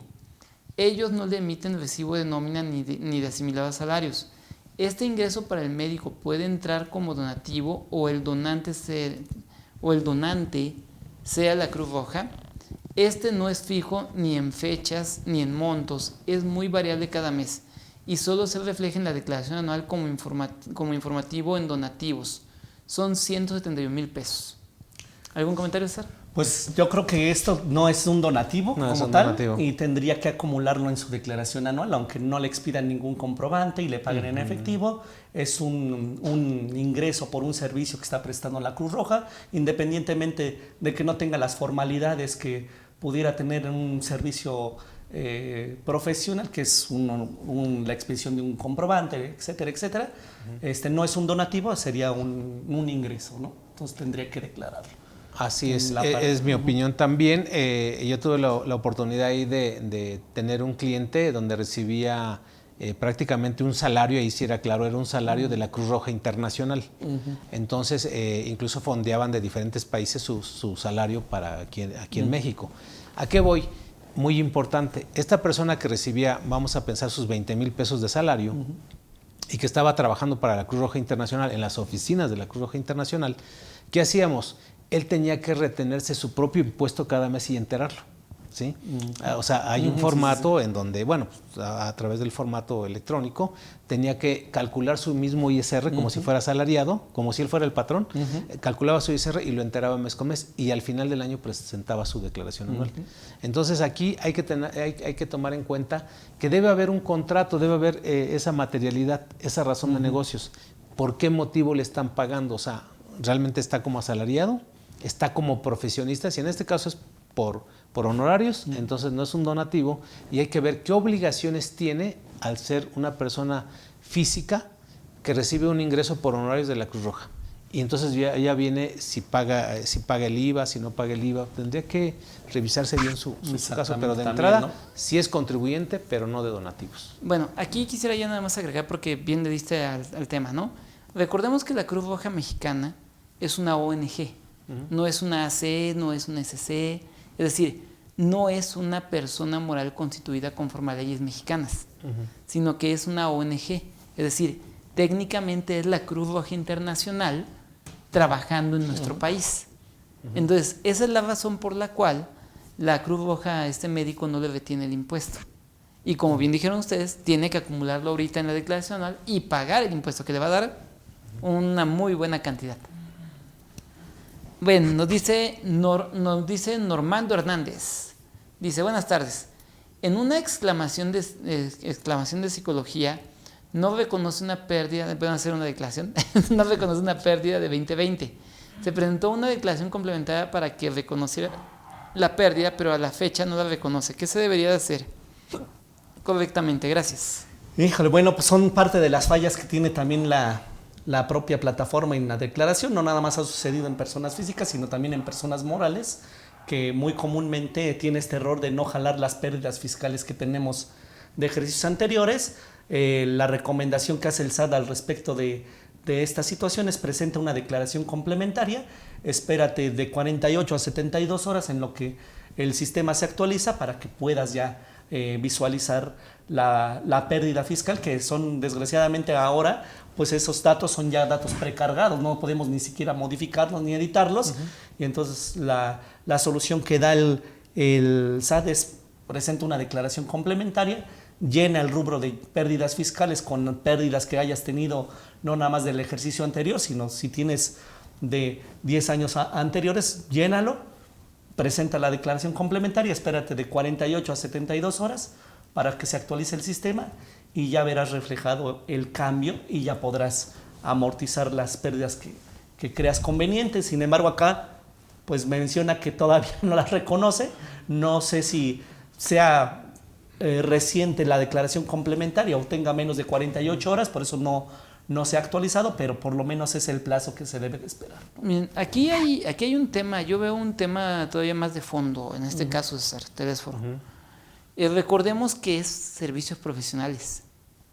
¿Puedes perder en servicios profesionales? No, se me hace que es por ahí donde... ¿Estás de acuerdo? Donde a lo mejor por eso no las reconoce, porque dices, es que en servicios profesionales no puedes tener una pérdida, ¿no? Los ingresos, tus deducciones no pueden ser mayores que tus ingresos, ¿no? Ojo, que sí pudiera haber algún supuesto en el que se pudiera generar cierto grado de pérdida, pero tendría que estar justificado con financiamientos. Sí, a lo mejor el año pasado pusiste en los datos informativos que tuviste algún préstamo, algún donativo, alguna herencia que haya provocado de que si bien por mi actividad no obtuve tantos ingresos, pero por ese financiamiento que tuve, pues pude lograr o hacer mayores deducciones o erogaciones que los ingresos obtenidos por mi actividad. Entonces yo lo que le recomendaría a nuestro amigo es, antes de aplicar esa pérdida, yo le diría, primero mejor documéntate de si verdaderamente esa pérdida del año 2020 es procedente, o sea, si verdaderamente es procedente, y si llegas a determinación de que sí es procedente, entonces sí, espérate nada más a que se actualice y presenta con la amortización de dicha pérdida. Porque si no vamos a, en lugar de hacerle un bien al contribuyente, al contrario, lo vamos a meter en un problema doble. ¿Por qué digo un problema doble? Problema uno, lo que si la pérdida no es procedente, pues obviamente la discrepancia de 2020. Y problema dos, amortizarte una pérdida inexistente. ¿No? Y podemos meterlo en un problema doble. Reitero, hicimos el comentario, y lo dijiste tú también hace rato, Telésforo. La inteligencia artificial que está aplicando el SAT dentro de las declaraciones, que tarde o temprano, y lo decíamos al principio de la plática, va a detonar en que a lo mejor ya en el anual 2023 nos empiecen a girar, obviamente, procesos de discrepancias fiscales. Y entonces sí vamos, como dicen por ahí las abuelitas, vamos a saber lo que es amar a Dios en tierra ajena. Exacto, así es. Sí, que entiendan nuestros amigos por inteligencia artificial lo que es un robot. O sea, ese robot es el que está ahorita, lo estamos nosotros alimentando. Lo alimentamos a través de los FDIs, a través de todas las operaciones que hacemos día con día. A final de cuentas, ese robot está aprendiendo a leer todos los FDIs, a leer todas las operaciones que hacemos, incluyendo las declaraciones, ¿no? Y de tal manera que estamos haciendo un monstruo. Esa es la inteligencia artificial. Por lo tanto, ahorita, como bien dijiste, mediante una declaración complementaria, empieza a alimentar a ese programa. Esto es como cuando Google empezó. No conocía muchas cosas. Hoy en día, ¿cuánto sabe? Sabe más que todos nosotros, ¿no? Entonces, ¿por qué? Porque nosotros lo fuimos alimentando. Todos nosotros. Y esa inteligencia artificial prácticamente se nutre de todos los datos, en este caso hablando de esta que está haciendo el SAT, se nutre de todos los datos de los contribuyentes. Es como así cuando tiene la inteligencia artificial un automóvil, dicen, ok, nosotros dentro de lo que es el programa o dentro de la programación, le metemos 1 millón de fotos de diferentes calles con mapas de tal, 1 millón de fotos de calles para que ese millón de fotos de calles que tú tienes los procesa la inteligencia artificial y ya sabe reconocer dónde hay un poste, dónde hay una vuelta a la derecha, una vuelta a la izquierda. ¿Por qué? Porque de ese millón de fotos que tú programaste en la inteligencia artificial, las va reconociendo y dice, ok, ya reconozco incluso de ese millón dónde puede estar un poste, dónde puede estar una vuelta a la izquierda. Lo mismo hace la inteligencia artificial.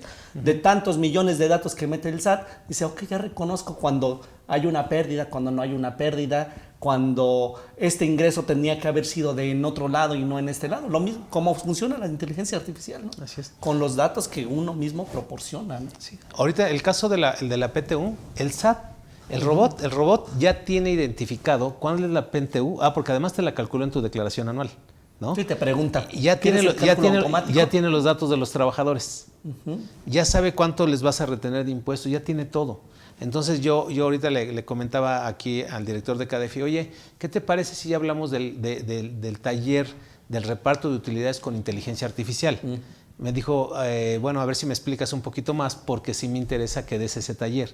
Entonces yo lo quiero dar, pero es hacer nuestro papel de trabajo, es como el que hice yo ahorita de las enajenaciones de inmuebles, de acciones, intereses, etcétera.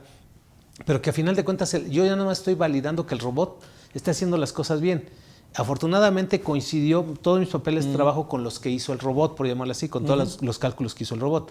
Sabemos que no en todos vamos a coincidir, pero el robot ya se está acercando más y más cada día a que tengamos los mismos cálculos. Ahorita en esto del cálculo de la PTU con inteligencia artificial, vamos a coincidir casi en lo mismo. O sea, vamos a llegar a lo mismo. En la mayoría de los cálculos, desde mi punto de vista, en mi experiencia, vamos ya nada más a confirmar que efectivamente lo que nosotros hacemos es lo mismo. Y si no lo hacemos así, el mismo robot va a decir, oye, pagaste de menos PTU, retuviste impuestos de más, porque yo ya tenía todos los datos. El patrón me dijo, o sea, en la declaración ya decía cuánto era de PTU a distribuir, ya tenía yo los trabajadores, quiénes participaban, cuánto participaban, en porcentaje, porque ahí declaramos días, salarios, todo eso va en el CFDI. Entonces no tenemos más que confirmar esa entrega, esa entrega. Así es. ¿No? A ver, nos dice Terebat. Buenas tardes. Si tengo inversión en un banco mexicano, me genera intereses, ¿puedo ser vesico? Muchas gracias. Fíjate que aquí hay una cuestión en la cual hay problemas precisamente con este tipo de inversiones, en las cuales incluso las personas no sabían que las tenían, y cuando están presentando son reciclo, pero cuando empiezan a declarar o abren su declaración anual en su perfil, tiene activado la opción de dividendos, y dices, ah, caray, ¿esta de dónde sale? Ya cuando la ves a detalle y resulta es de una inversión que tenían, que ya no se acordaban, que era muy mínima, pero les dio un rendimiento mínimo, y por ese rendimiento les activó esa obligación de dividendos, y técnicamente pues aquí si estás en reciclo pues no podrías ya tributar ahí, ¿no? Lo que pasa es que acá pasa lo mismo, ¿no? Con intereses, ¿no? Pero aquí nomás tendríamos que porque efectivamente hay una diferencia importante, ¿no? Si es dividendo, efectivamente no puedo ser vesico, ¿no? Porque recordemos que dice bien claro que ser miembro de una persona moral, vas para afuera. Incompatible. Pero si, por ejemplo, si se trata de intereses por inversiones, o hasta no por inversiones, por ejemplo, mucha gente de vesico pues abre sus cuentas en Banco Azteca y el guardadito ese te da intereses. Te digo porque yo tengo una. Mínimos, pero te da intereses. Sí, pero te da algo allí. Pero el interés no te limita, el interés sí puedes tener ingresos por intereses y ser vesico. El que sí te limita es el de dividendos, ¿no? Ese sí. Sí, porque hay que tener cuidado con qué tipo de inversión, porque digo, muchas inversiones pueden ser, exactamente, pueden ser de esas inversiones que enajenan precisamente acciones y no son propiamente intereses, sino son enajenación de acciones. ¿Te acuerdas que la semana pasada, César, hablábamos de las startups? Exactamente, ¿no? Muchos, o sea, y se nos hace muy fácil porque agarramos el telefonito, ya, que puedo comprar acciones de Starbucks. Pues ahora de ¡puc! Y dices, pues ¿cuánto? Pues aquí dice que puedo empezar desde 100 pesos. Pues sí tengo 100 pesos, órale. Pero cuando llega el pago de ese rendimiento, de esa acción, de eso que hice en la startup, me lo pagan como dividendos. O sea, exactamente. Y si mi actividad principal es reciclo, ya por el hecho de que me estén pagando eso como dividendo, vas para afuera del reciclo. Y veíamos una pregunta que también nos hicieron la semana pasada de las actividades de agapes, que precisamente tenían ese problema o esa situación, y al momento en que son agapas, pues ya no tendrían una actividad preponderante, ¿no? Y perdían aquí lo que era la parte de la exención de los 900,000 pesos, ¿no? Era también algo importante que se veía la sesión anterior, ¿no? Entonces es muy importante que, como habíamos mencionado, pues prácticamente estemos enterados de todo, ¿no? De todo lo que tenemos, porque incluso, digo, puede ser de que tengas algunas inversiones y digas, es que yo tenía una cuenta, por ejemplo, en Banco Azteca y retiré el dinero, y a lo mejor tú retiraste y dejaste 1 o 10 pesos, lo que sea, y esos 10 pesos que dejaste ahí, a lo mejor para mantener viva la tarjeta, te puede provocar que quizá a lo mejor cuestiones de este tipo, ¿no? De que te genere un interés o un dividendo, y que por muy mínimo que sea, pues te tenga este problema de poderte incluso hasta sacar de un régimen fiscal en el que estabas tributando, ¿no? Entonces es importante echarse un clavado a todo lo que tengamos anteriormente y ver, oye, esta inversión que tenía o esta tarjeta, sí está cancelada, no está cancelada. Sí, claro. Porque sí, aquí puede ser un problema, ¿no? Claro. De manera genérica es compatible. Así intereses, sí, intereses con reciclo. Sí, pues. A ver, nos dice Álvaro Martínez Hernández. Estimados maestros, buenas tardes y gracias por compartir. Una persona física vesico enajena 2 casas habitación. esas operaciones los sacan del régimen. Muchas gracias y bendiciones. Ups. Ups. Mira, técnicamente, no, o sea, si nos vamos muy estrictos a la ley, técnicamente no lo sacarían. Sin embargo, el gran problema que tendríamos que ver aquí es el límite de los ingresos de reciclo. ¿Por qué? Porque recordemos que el régimen te permite hasta 3,5 millones. Entonces, si una casa la vendió en 2 millones y la otra vendió en otros 2 millones, pues ya tiene 4. Porque recuerden que para el reciclo no es sobre ganancias. O sea, para tema de saber si estás o no es sobre ingreso bruto. Exactamente. Entonces, ahí lo que yo te recomendaría, Álvaro, y no sé si coinciden conmigo, es verificar si sumando los ingresos propios de reciclo más los ingresos de en cuánto vendió cada casa, verificar si supera o no los 3,5 millones. Y de ahí es donde puedes determinar si puede continuar siendo reciclo o si tiene que salir. Así es, sí. Sí, que no debería ser, porque son actividades totalmente... Una es un acto accidental. Exactamente, ¿no? Y no, nada que ver con una actividad preponderante. Claro. Entonces ahí sí a Pero veces... Pero ¿estás de acuerdo, Tesforo, que al decir que vendió 2 casas ya no es un acto accidental?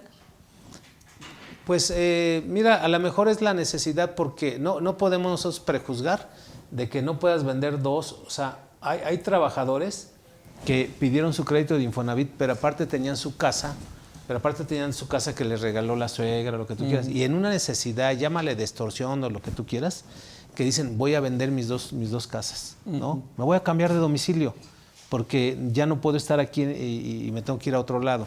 Entonces, en automático, digo, 2 casas a mí se me hace un acto accidental todavía, ¿no?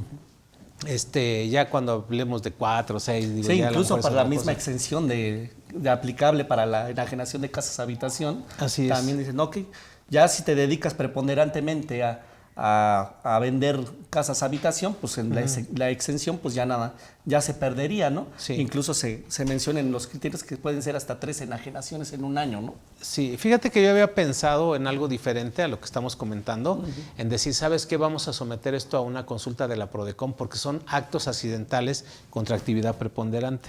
A ver qué posibilidad hay de que me ampare la justicia para no tener que mezclar uno con otro y me salquen de un esquema en donde yo estoy, haciendo mi actividad, sé que tengo que pagar un impuesto, etcétera, cuidando ese aspecto y de momento pues, tuve esta necesidad por una situación especial. Digo, no pienso que sea justo, no hay una equidad, hasta cierto punto, ¿no? Porque además vas a pagar un impuesto por ese acto accidental. Entonces creo que ahí sí valdría la pena que se hiciera la consulta ya en la Prodecon como tal, ¿no? Para ver si por ahí le pudieran ayudar, ¿no? Sí. Yo sí lo intentaría, ¿no? Sí, no hay que echarlo en saco roto, ¿no? Hay que tentar. Así es, porque además dejas precedente. O sea, así como lo estoy visualizando yo. Sí, ¿no? se empieza a dejar un precedente para futuras consultas o casos muy similares, ¿no? Así Sí, pero es. bueno, o sea, partimos nuevamente de lo mismo que el caso anterior. O sea, de entrada no lo limita. De entrada no lo limita, porque al final del día, aunque es un acto accidental, pues enajenar una casa es un acto de comercio y es una actividad empresarial.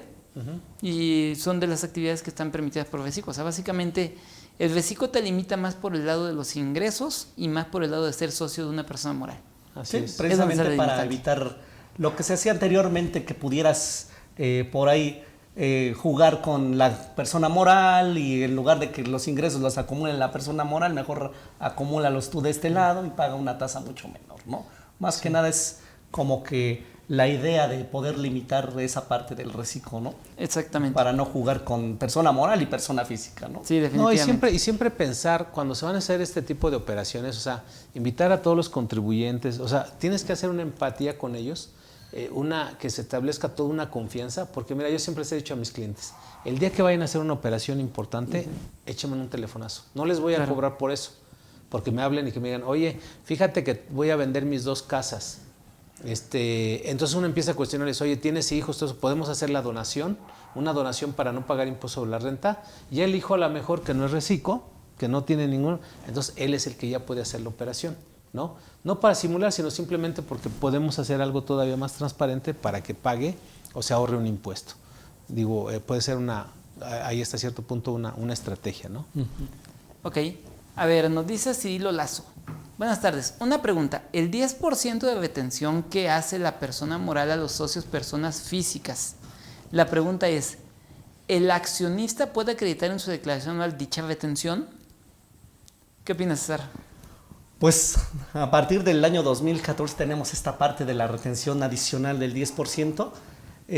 Pues la ley del impuesto sobre la renta es clara, dice que es un pago definitivo, ¿no? Y no lo podemos acreditar. Y que no lo podríamos acreditar, ¿no? Lo que podríamos acreditar, lo que platicábamos la sesión pasada, sería en todo caso el impuesto sobre la renta corporativo que pagó la persona moral que distribuyó los dividendos. Pero esa retención adicional del 10% pues se considera como un pago definitivo.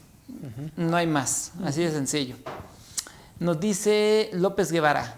Excelente exposición. Una pregunta. Tengo un cliente que es fideicomitente y fideicomisario en un fideicomiso de administración de rentas.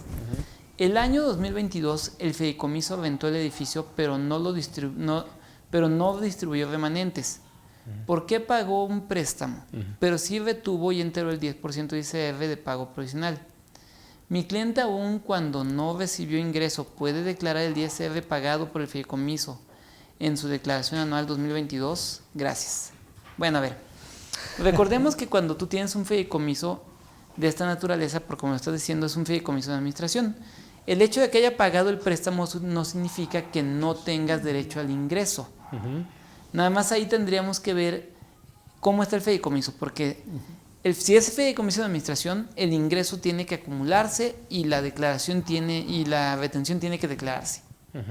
Pero si es un fideicomiso de carácter inmobiliario, como lo que llamamos antes las empresas inmobiliarias, ojo, no confundir una fibra, sino hablar de un fideicomiso inmobiliario, que es diferente.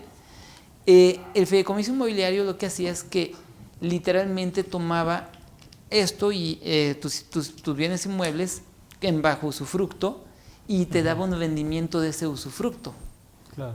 Entonces, aquí, por como lo dice nuestro amigo López Guevara, a razón de que nos pudiera retroalimentar, mi opinión es de que tienen el segundo, razón por la cual al no haber tenido un rendimiento, tampoco podríamos estar declarando el impuesto, porque el fideicomiso lo que hace es que a cada fideicomitente le pasa su parte proporcional de ingreso y su parte proporcional de impuesto retenido. Bueno, aquí en mi experiencia, digo que he manejado mucho esto de los fideicomisos de inmobiliarios, sobre todo. Es, número uno, ahí se entiende que la fiduciaria, ¿verdad? Que es la que administra todo este fideicomiso, se encarga de extender el recibo, porque ahí dice el fideicomiso rentó el edificio. Entonces la fiduciaria, digo, para que todos nuestros amigos, los demás que a lo mejor nunca tienen la oportunidad de manejar un fideicomiso contable, fiscal, corporativo y todo eso, yo les puedo platicar, porque lo he vivido. Entonces, la fiduciaria es la representante, en este caso, de los fideicomitentes para poder cumplir con todas las obligaciones fiscales. Entonces, aquí entiendo perfectamente bien que la fiduciaria estuvo rentando, vamos a pensar que estuvo rentando en 100,000 pesos el edificio, ¿no? En 100,000 pesos. Obvio que de esos 100,000 pesos extiende el comprobante y hace un pago provisional cuatrimestral, ¿sí? Por cuenta de los fideicomitentes. Entonces dice, bueno, yo voy a pagar por fulanito, perenganito, total, voy a hacer el pago provisional. Entonces, si hay un ingreso para el fideicomitente, hay una retención para el fideicomitente, independiente, como dice Carlos, están haciendo un acto de un préstamo y a lo mejor pintaron la pared, y todo lo que tú hagas son actos diferentes, ¿sí? Pero hablando del impuesto sobre la renta, la fiduciaria, que en este caso fue una institución financiera, el banco que tú quieras, son los que hacen esas administraciones, extendieron el comprobante, cobraron la renta, cada mes no le entregaron nada a los socios, ¿verdad? A los fideicomitentes no les entregaron nada. Sin embargo, la fiduciaria tenía la obligación de hacer pagos provisionales cuatrimestrales en función de las rentas que cobró. Así es. ¿Sí? Ya hizo su pago provisional. El fideicomitente tiene la obligación, todos los fideicomitentes tienen la obligación de presentar una declaración anual por ese ingreso que obtuvieron a través de las rentas, ¿sí? Aunque no se las hayan entregado a ellos, y acreditar ese ISR retenido. Así de sencillo. Así sencillo, no darle tantas vueltas y decir, bueno, pues fue específicamente esto.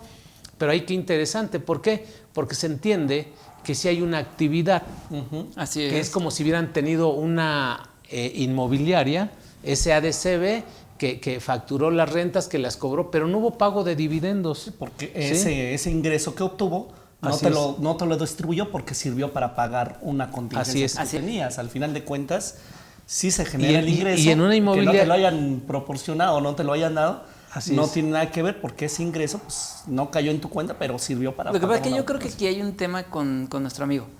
Yo lo que veo también y lo que percibo es una confusión entre flujo de efectivo y entre ingreso atribuible fiscalmente. Así es. Ingreso atribuible sí tiene, como bien dices tú. Hubo un ingreso fiscal. Así es. Y hubo un pago provisional y entonces, por lo tanto, debe haber una declaración anual. Una declaración anual de los fideicomitentes y la fiduciaria, además, fíjate algo bien interesante, para que quede sellado todo esto. La fiduciaria está obligada a entregar una constancia anual de retención por los ingresos atribuibles a la fiduciaria en la parte proporcional que le corresponde. Entonces a cada uno le entrega su constancia, ¿sí? Esto fue lo que yo cobré de rentas por ti, y esta fue la retención y el pago provisional que hice.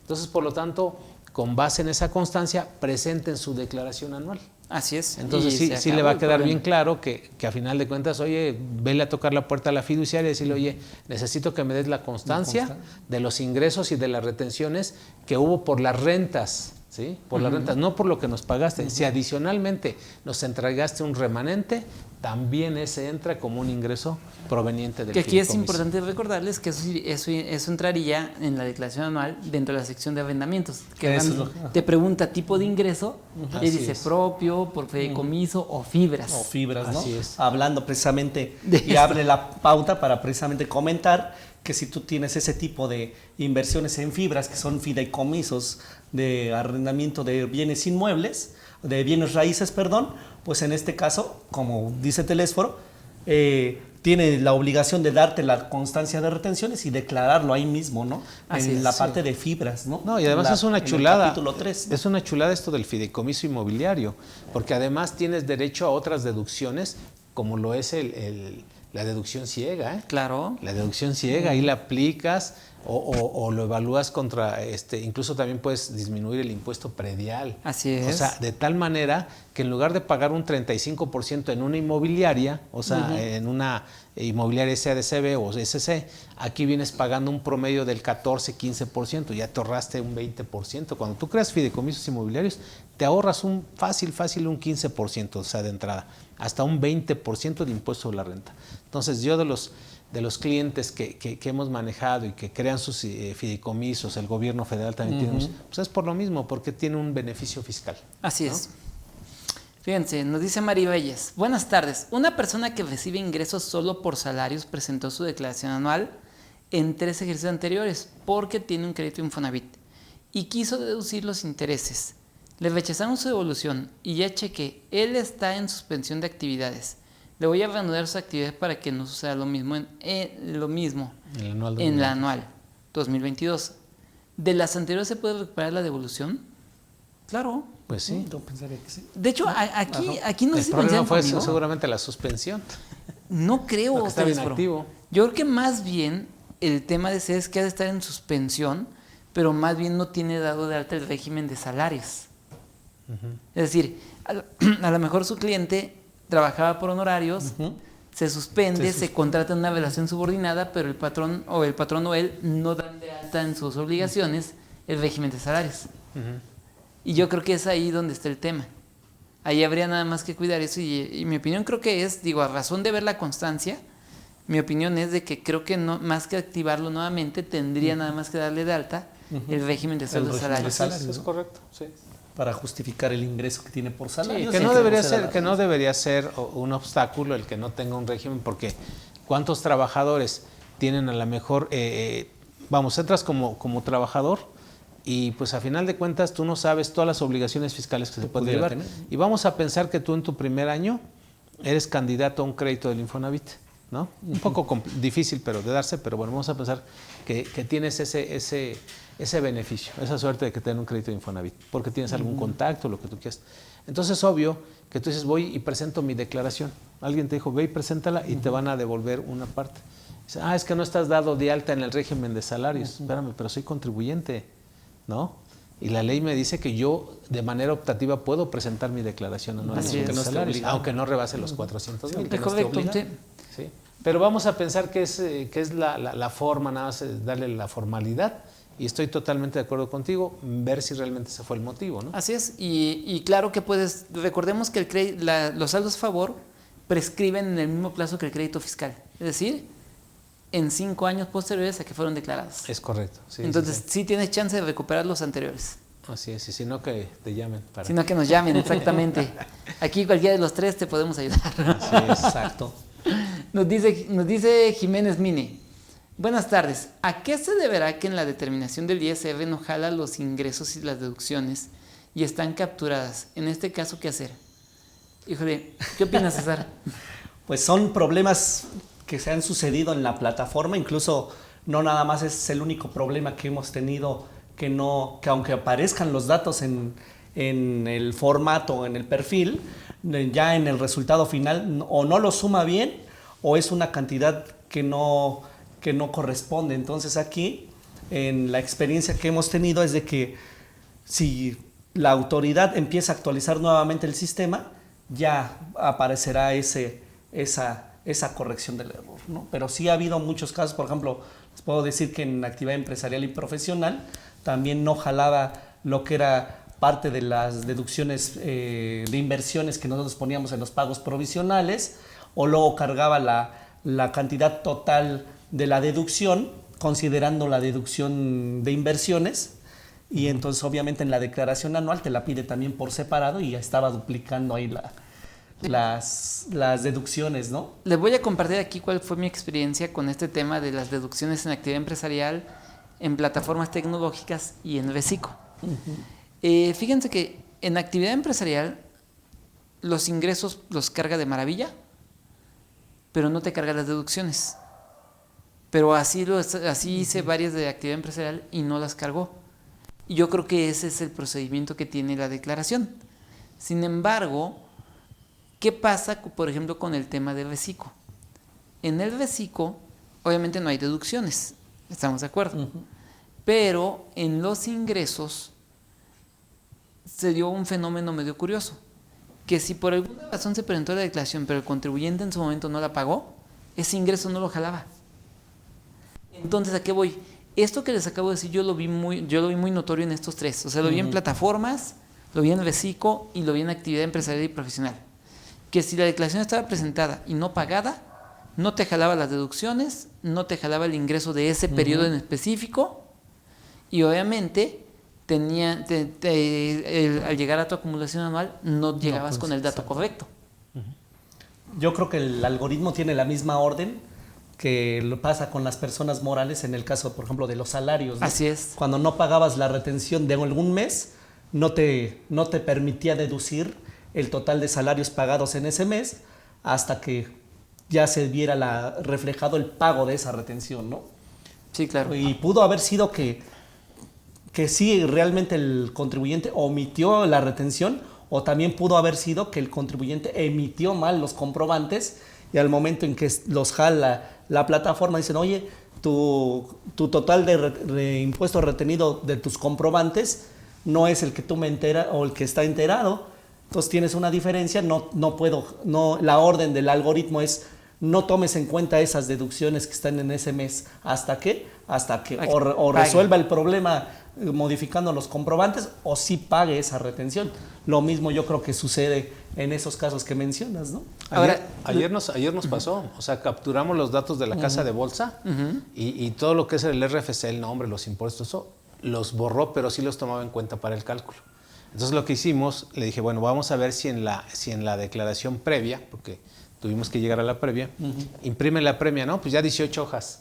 Y efectivamente no aparecían los datos, pero en el cálculo sí estaba considerado. Sí, claro. Dije, bueno, muy sencillo. La lógica, vamos a regresarnos a la declaración, elimina y vuélvelos a cargar. Y ahora sí, guárdalos. Ya los guardó, guárdalos otra vez como 3 veces, ¿no? Y en ese momento le digo, ahora sí, vamos a obtener la declaración previa. ¿Aparecen o no? No, pues sí aparecen. No, yo de broma le dije, es que no los habías capturado, por eso no, te lo juro que sí los, pues está bien, ya sí los capturaste, pero entonces ya con base en ello, ya viendo que sí existían y todo, ya presentamos la declaración y en la declaración efectivamente ya aparecían. Pero también tuvimos que hacer como que, ¿sabes qué? Ahí en el historial de tu navegador borra Las cookies. Las cookies, sí, exactamente. O sea, tenemos que estarle ahí inventando o cámbiate de navegador para ver qué efecto tiene el otro. No, pues es que me sale igual. Entonces borra las cookies y ya, vamos a hacer esto. Elimínalo, vuélvelo a cargar. Nos tardamos otros 20 minutos, pero ya a final de cuentas quedó bien. Quedó como debería quedar, claro. Bueno, y aprovechando rápidamente y en su experiencia, ¿a qué creen que se deba que ha habido tantos errores este año? Porque en otros años yo creo que no ha habido tantos errores como en este año, ¿eh?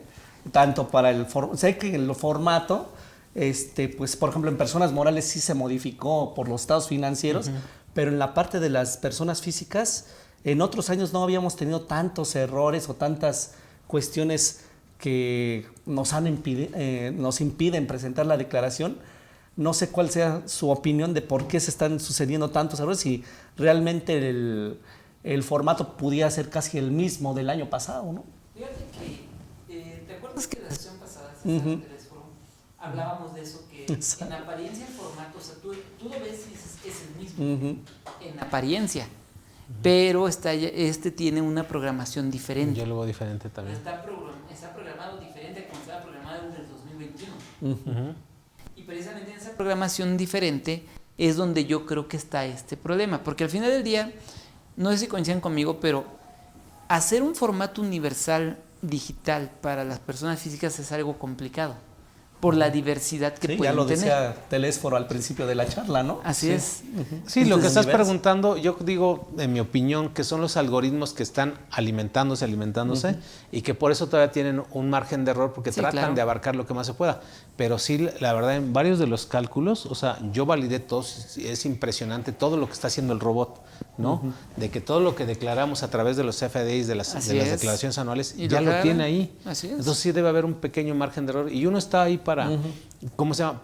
Yo a veces les digo, mira, si en las deducciones no te jaló una, pues ve donde diga pérdidas y ahí ponle esa cantidad. O en cualquier otro campo en blanco que tenga que restar al ingreso, ahí ponlo, ¿sí? De tal manera que preséntate la complementaria y seguramente ya te va a permitir. Yo la verdad en lo particular no he tenido la necesidad de presentar una complementaria. Pero es que ahora también hay que ver, porque miren, a veces muchos, o sea, no sé por qué tenemos esa acepción nosotros los mexicanos que cuando algo no funciona siempre queremos decir es un error.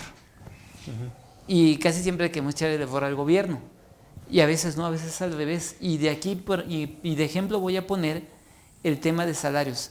¿Qué pasa con la declaración mensual de los salarios cuando un CFDI se hizo mal? Llegas a la hora de hacer tu mensual y tú dices, a ver, es que tengo aquí mi nómina físicamente y tengo mi suma de CFDI y dice que retuve 20,000 pesos de ICR. ¿Y por qué entro a la declaración y me dice que nada más que ellos tienen registrados 18,000? O sea, ¿por qué? Pero lo primero que decimos es, está mal el sistema. No me está jalando todos los datos. Es lo primero que decimos. Pero no nos ponemos a ver que probablemente, o sea, ahí hay diferentes variables. Uno, puse mal el régimen del trabajador. Puse mal el régimen de contratación. Puse mal el tipo de percepción.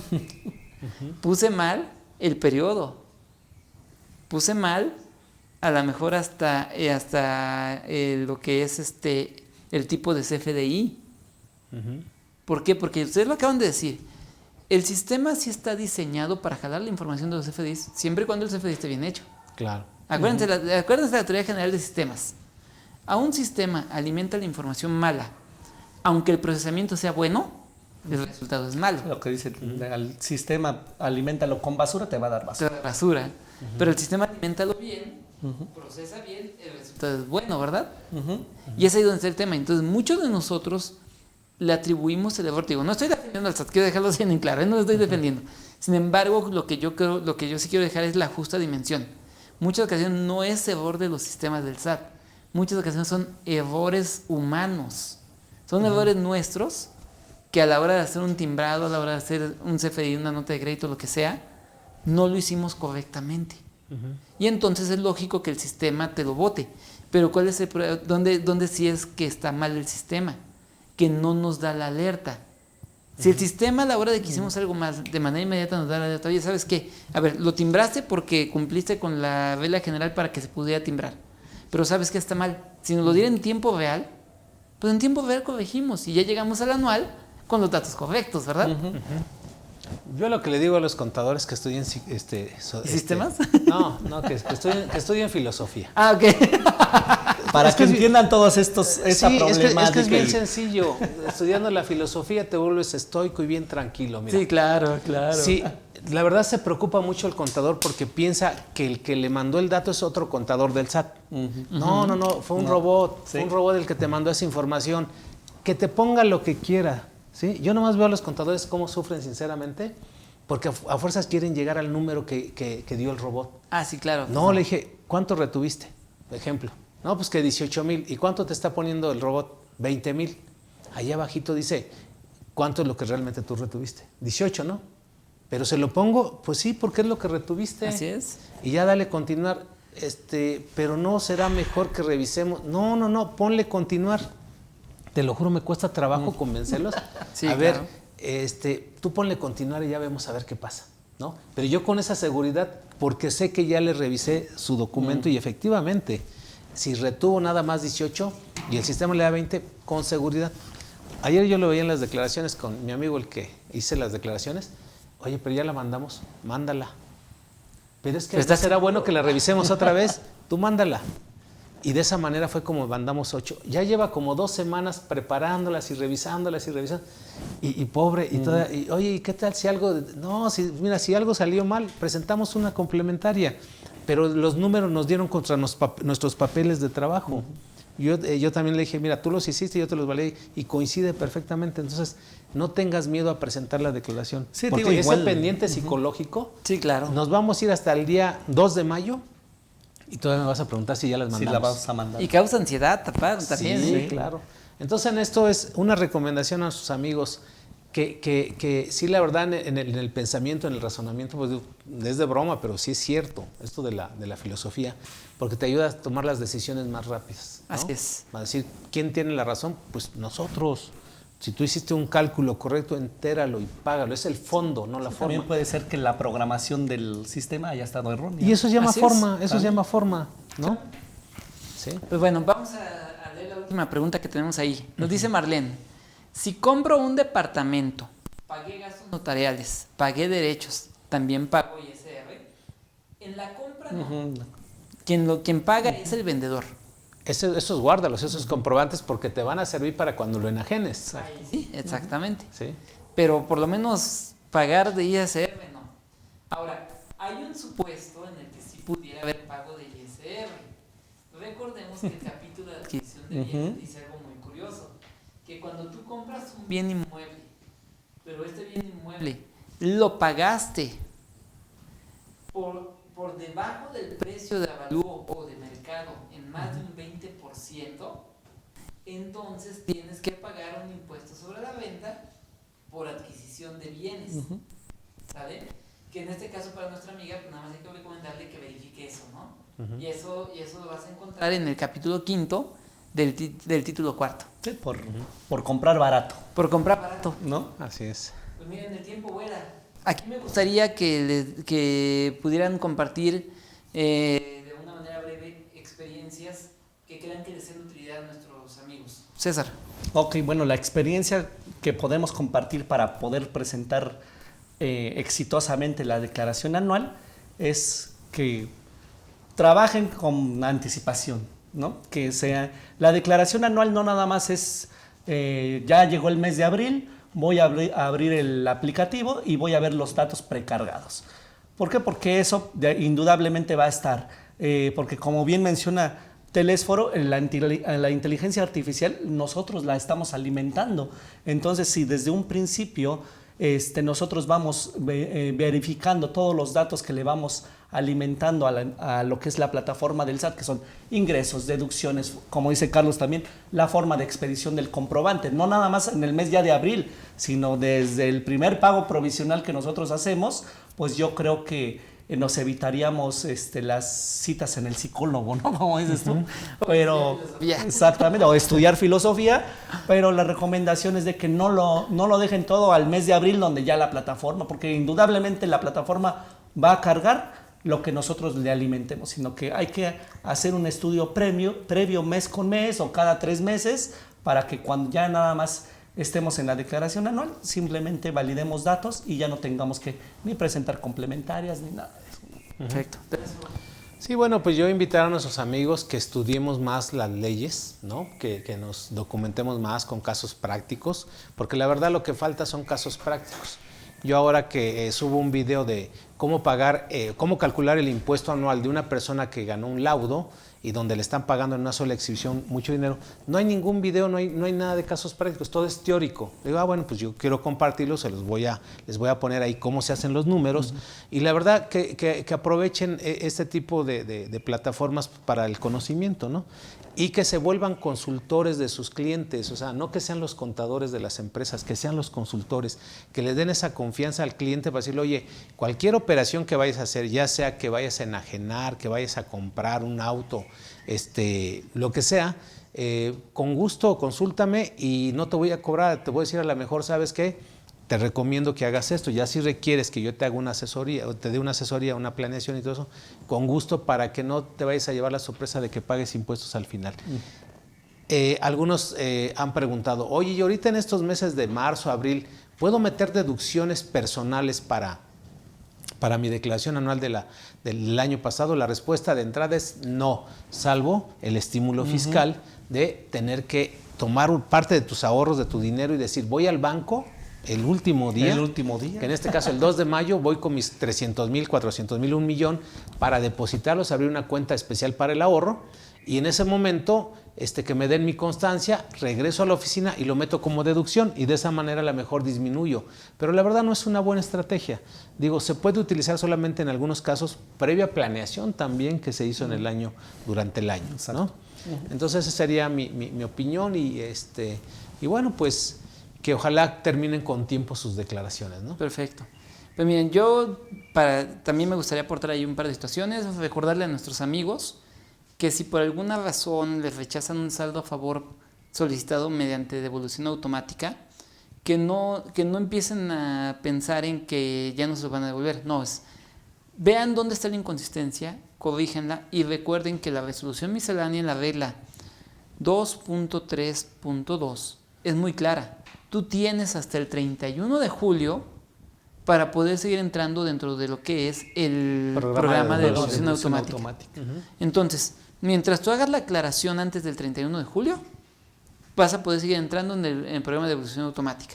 Ahora, de la experiencia que yo he tenido de las declaraciones que he presentado en todo este lapso, la verdad es de que puedo presumir lo que voy invicto.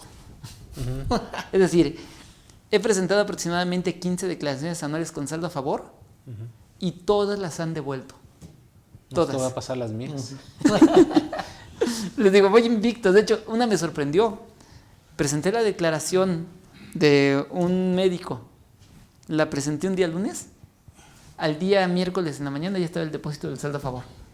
¿De cuánto era más o menos? No era tanto, eran 12,000 pesos, pero... Órale. Pero muy buenos, ¿no? Tanto, sí, pero muy buenos, digo. Para un trabajador 12,000 es un buen. O sea, y dices, híjole, o sea, pero porque me habla el cliente, me dice, oye, Carlos, es que tengo un depósito en mi cuenta bancaria que me dijo, el SAT te devuelve, algo así me dijo, como decía. Dice, ¿tengo que hacer factura por eso? Digo, no, porque es tu saldo a favor. Ah, es mi saldo a favor, sí, es tu declaración. Además, todavía ni siquiera le daba la declaración anual al cliente. Sí. No, y algo interesante también, mi estimado Carlos y César, es revisar las constancias de situación fiscal, porque ahí también hay un gran relajo. Sí, claro. ¿Verdad? Hay un gran relajo donde hay ingresos que tienen y no los tienen dados de alta o viceversa, ¿no? Entonces sí es importante que chequen toda su expediente fiscal. Hay que sacar previamente las citas, ¿no? Sí, claro. Las citas ante el SAT, que no las hay, que las venden y que no sé qué tanto. Y bueno, pues ahí nada más, si nosotros les podemos ayudar, bueno, pues los canalizamos, les orientamos y adelante. Exacto. Pues bueno, pues amigos, espero que todas estas experiencias que les compartimos el día de hoy, tanto César Reyes, Telesfor Ávila y un servidor Carlos Gutiérrez, les sean de utilidad. Sé que ya estamos al cuarto para la hora de la presentación. Hoy ya estamos hablando que es día 27, para llegar al día 2 estamos hablando de que nos sobran 5 días. Entonces, aprovechen estos 5 días y presenten las más declaraciones posibles. Obviamente siempre bajo la premisa que es mejor presentar la declaración bien aunque esté fuera de tiempo que presentarla mal aunque la hagas en tiempo. Esto fue la charla fiscal entre amigos. Nos vemos en próximas ocasiones. Muy buenas tardes a todos. Gracias. Hasta luego.